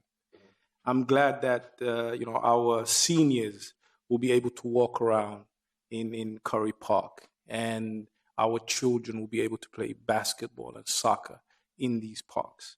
And without these parks, we would not have a healthy living in the concrete jungles that we live in Cedar Riverside and in Seward and in Phillips. People talk about areas of concentration of poverty. People talk about people of color. People have mentioned equity and racial equity. But this is, in the time I've been in the council, this is the biggest investment that we have made in terms of addressing the racial equity gap. This is the biggest investment we have made. This makes sense to everybody, and I'm fully supportive of it. I'm also supporting this historic agreement. For us, this is a big deal that we can make such an agreement with the Park Board, that we can be adults, that we can come together in a table and hash out our differences. And I think this sends a good message of collaboration, a message of consensus building in our city. Again, I would like to also thank Superintendent Jane Miller. I've met Jane Miller numerous times, even before this negotiation. We sit on the PV Park team that's looking at the investment in PV Park. She's always been attentive. She's always been supportive. I've had a young man from Cedar Riverside who wants to join the police force, and he wanted to join the Park Board Police. He applied. He didn't get in because he's only 18 and he didn't meet the criteria. I called Jane Miller, and she set up a meeting between him and the Park Board Police Chief. So I can attest, that Jane Miller has been very attentive with regards to our office and with regards to making sure that any concern that we bring to her office is addressed. And I'd like to thank her and her team. And let's support this, and let's put our money where our mouth is, and make sure that we reduce the equity gap by making such investments as we're doing today. Thank you. Councilmember Frye. Thank you, Madam President. About a month ago, I told the story about how I initially came to the Twin Cities, which was running the Twin Cities Marathon, and about the 10-mile mark, Scott DeFilippis turned to me and said, "Man, this is a beautiful park system." Now, what he didn't say was there's a 20-year gap that we certainly need to fill, and we need to allocate about $10 million per year. And so I never knew that I was going to be dealing with this intricacy of details down the road, but nonetheless, we're confronted with it. And I first want to thank those that initially brought this forward and negotiated a whole lot of the agreement. Council President, Councilmember Goodman, Paul Masana, you've done a tremendous job. And it really takes a lot of guts to take the reins from the beginning to avoid what would have been a blunt instrument being the referendum, but we appreciate it. Secondly, while I certainly would have voted for an additional allocation for street funding in the normal budgetary process, I think it is helpful to get it all done.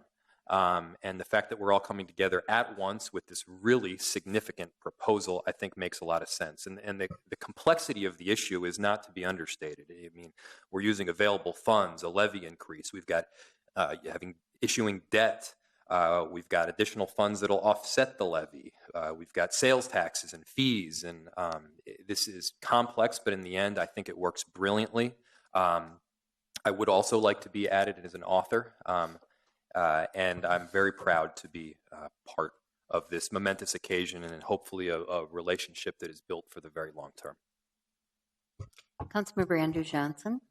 Thank you, Madam President. I'd also like to be added as an author, and I want to thank both you and Councilmember Goodman and Palmisano and Quincy and the mayor and all the park board members and the Parks Foundation and all the individuals that help bring this forward. I think what we're seeing today is an example, especially to us newer members, of leadership and working hard to get something huge done, historic done. When I took office, the gap in both parks and roads was kind of this looming thing over us, and I think we all knew about it. They've been building for quite a long time, and I don't know that any of us really saw exactly how it was going to get resolved.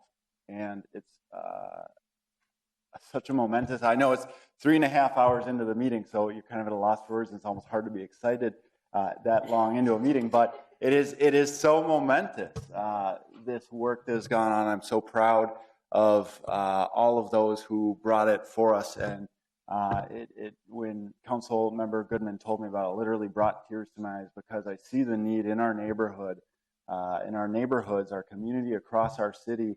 And this is something that everybody, every child, every person in the city can truly enjoy, take advantage of.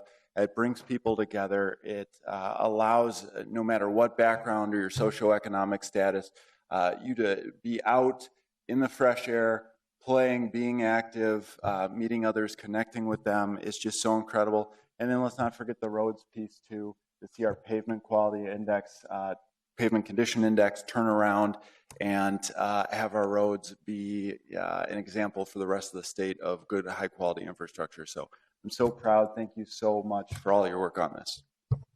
Councilmember Warsame. Thank you, Madam Chair. As you know, I'm quite shy, but you can add me as a co-author as well to this. Thank you. Okay. Any other discussion?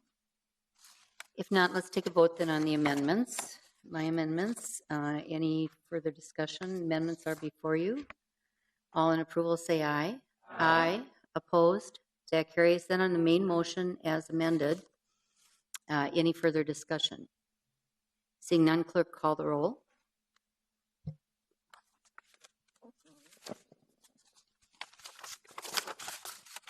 Councilmember Gordon. Aye. Connor. Aye. Wright. Aye. Bender. Aye. Johnson. Aye. Yang is absent. Quincy. Aye. Warsame. Aye. Goodman. Aye. Fry. Aye. Palmisano. Aye. President Johnson. Aye. There are 11 ayes. That report is adopted. That item is adopted. Ordinance, excuse me. So, Mr. Carl, help me tell me what's the remainder of the agenda that's before us. And so thank you all very much for joining us. We just taking care of our main item. Just got a little business left, so.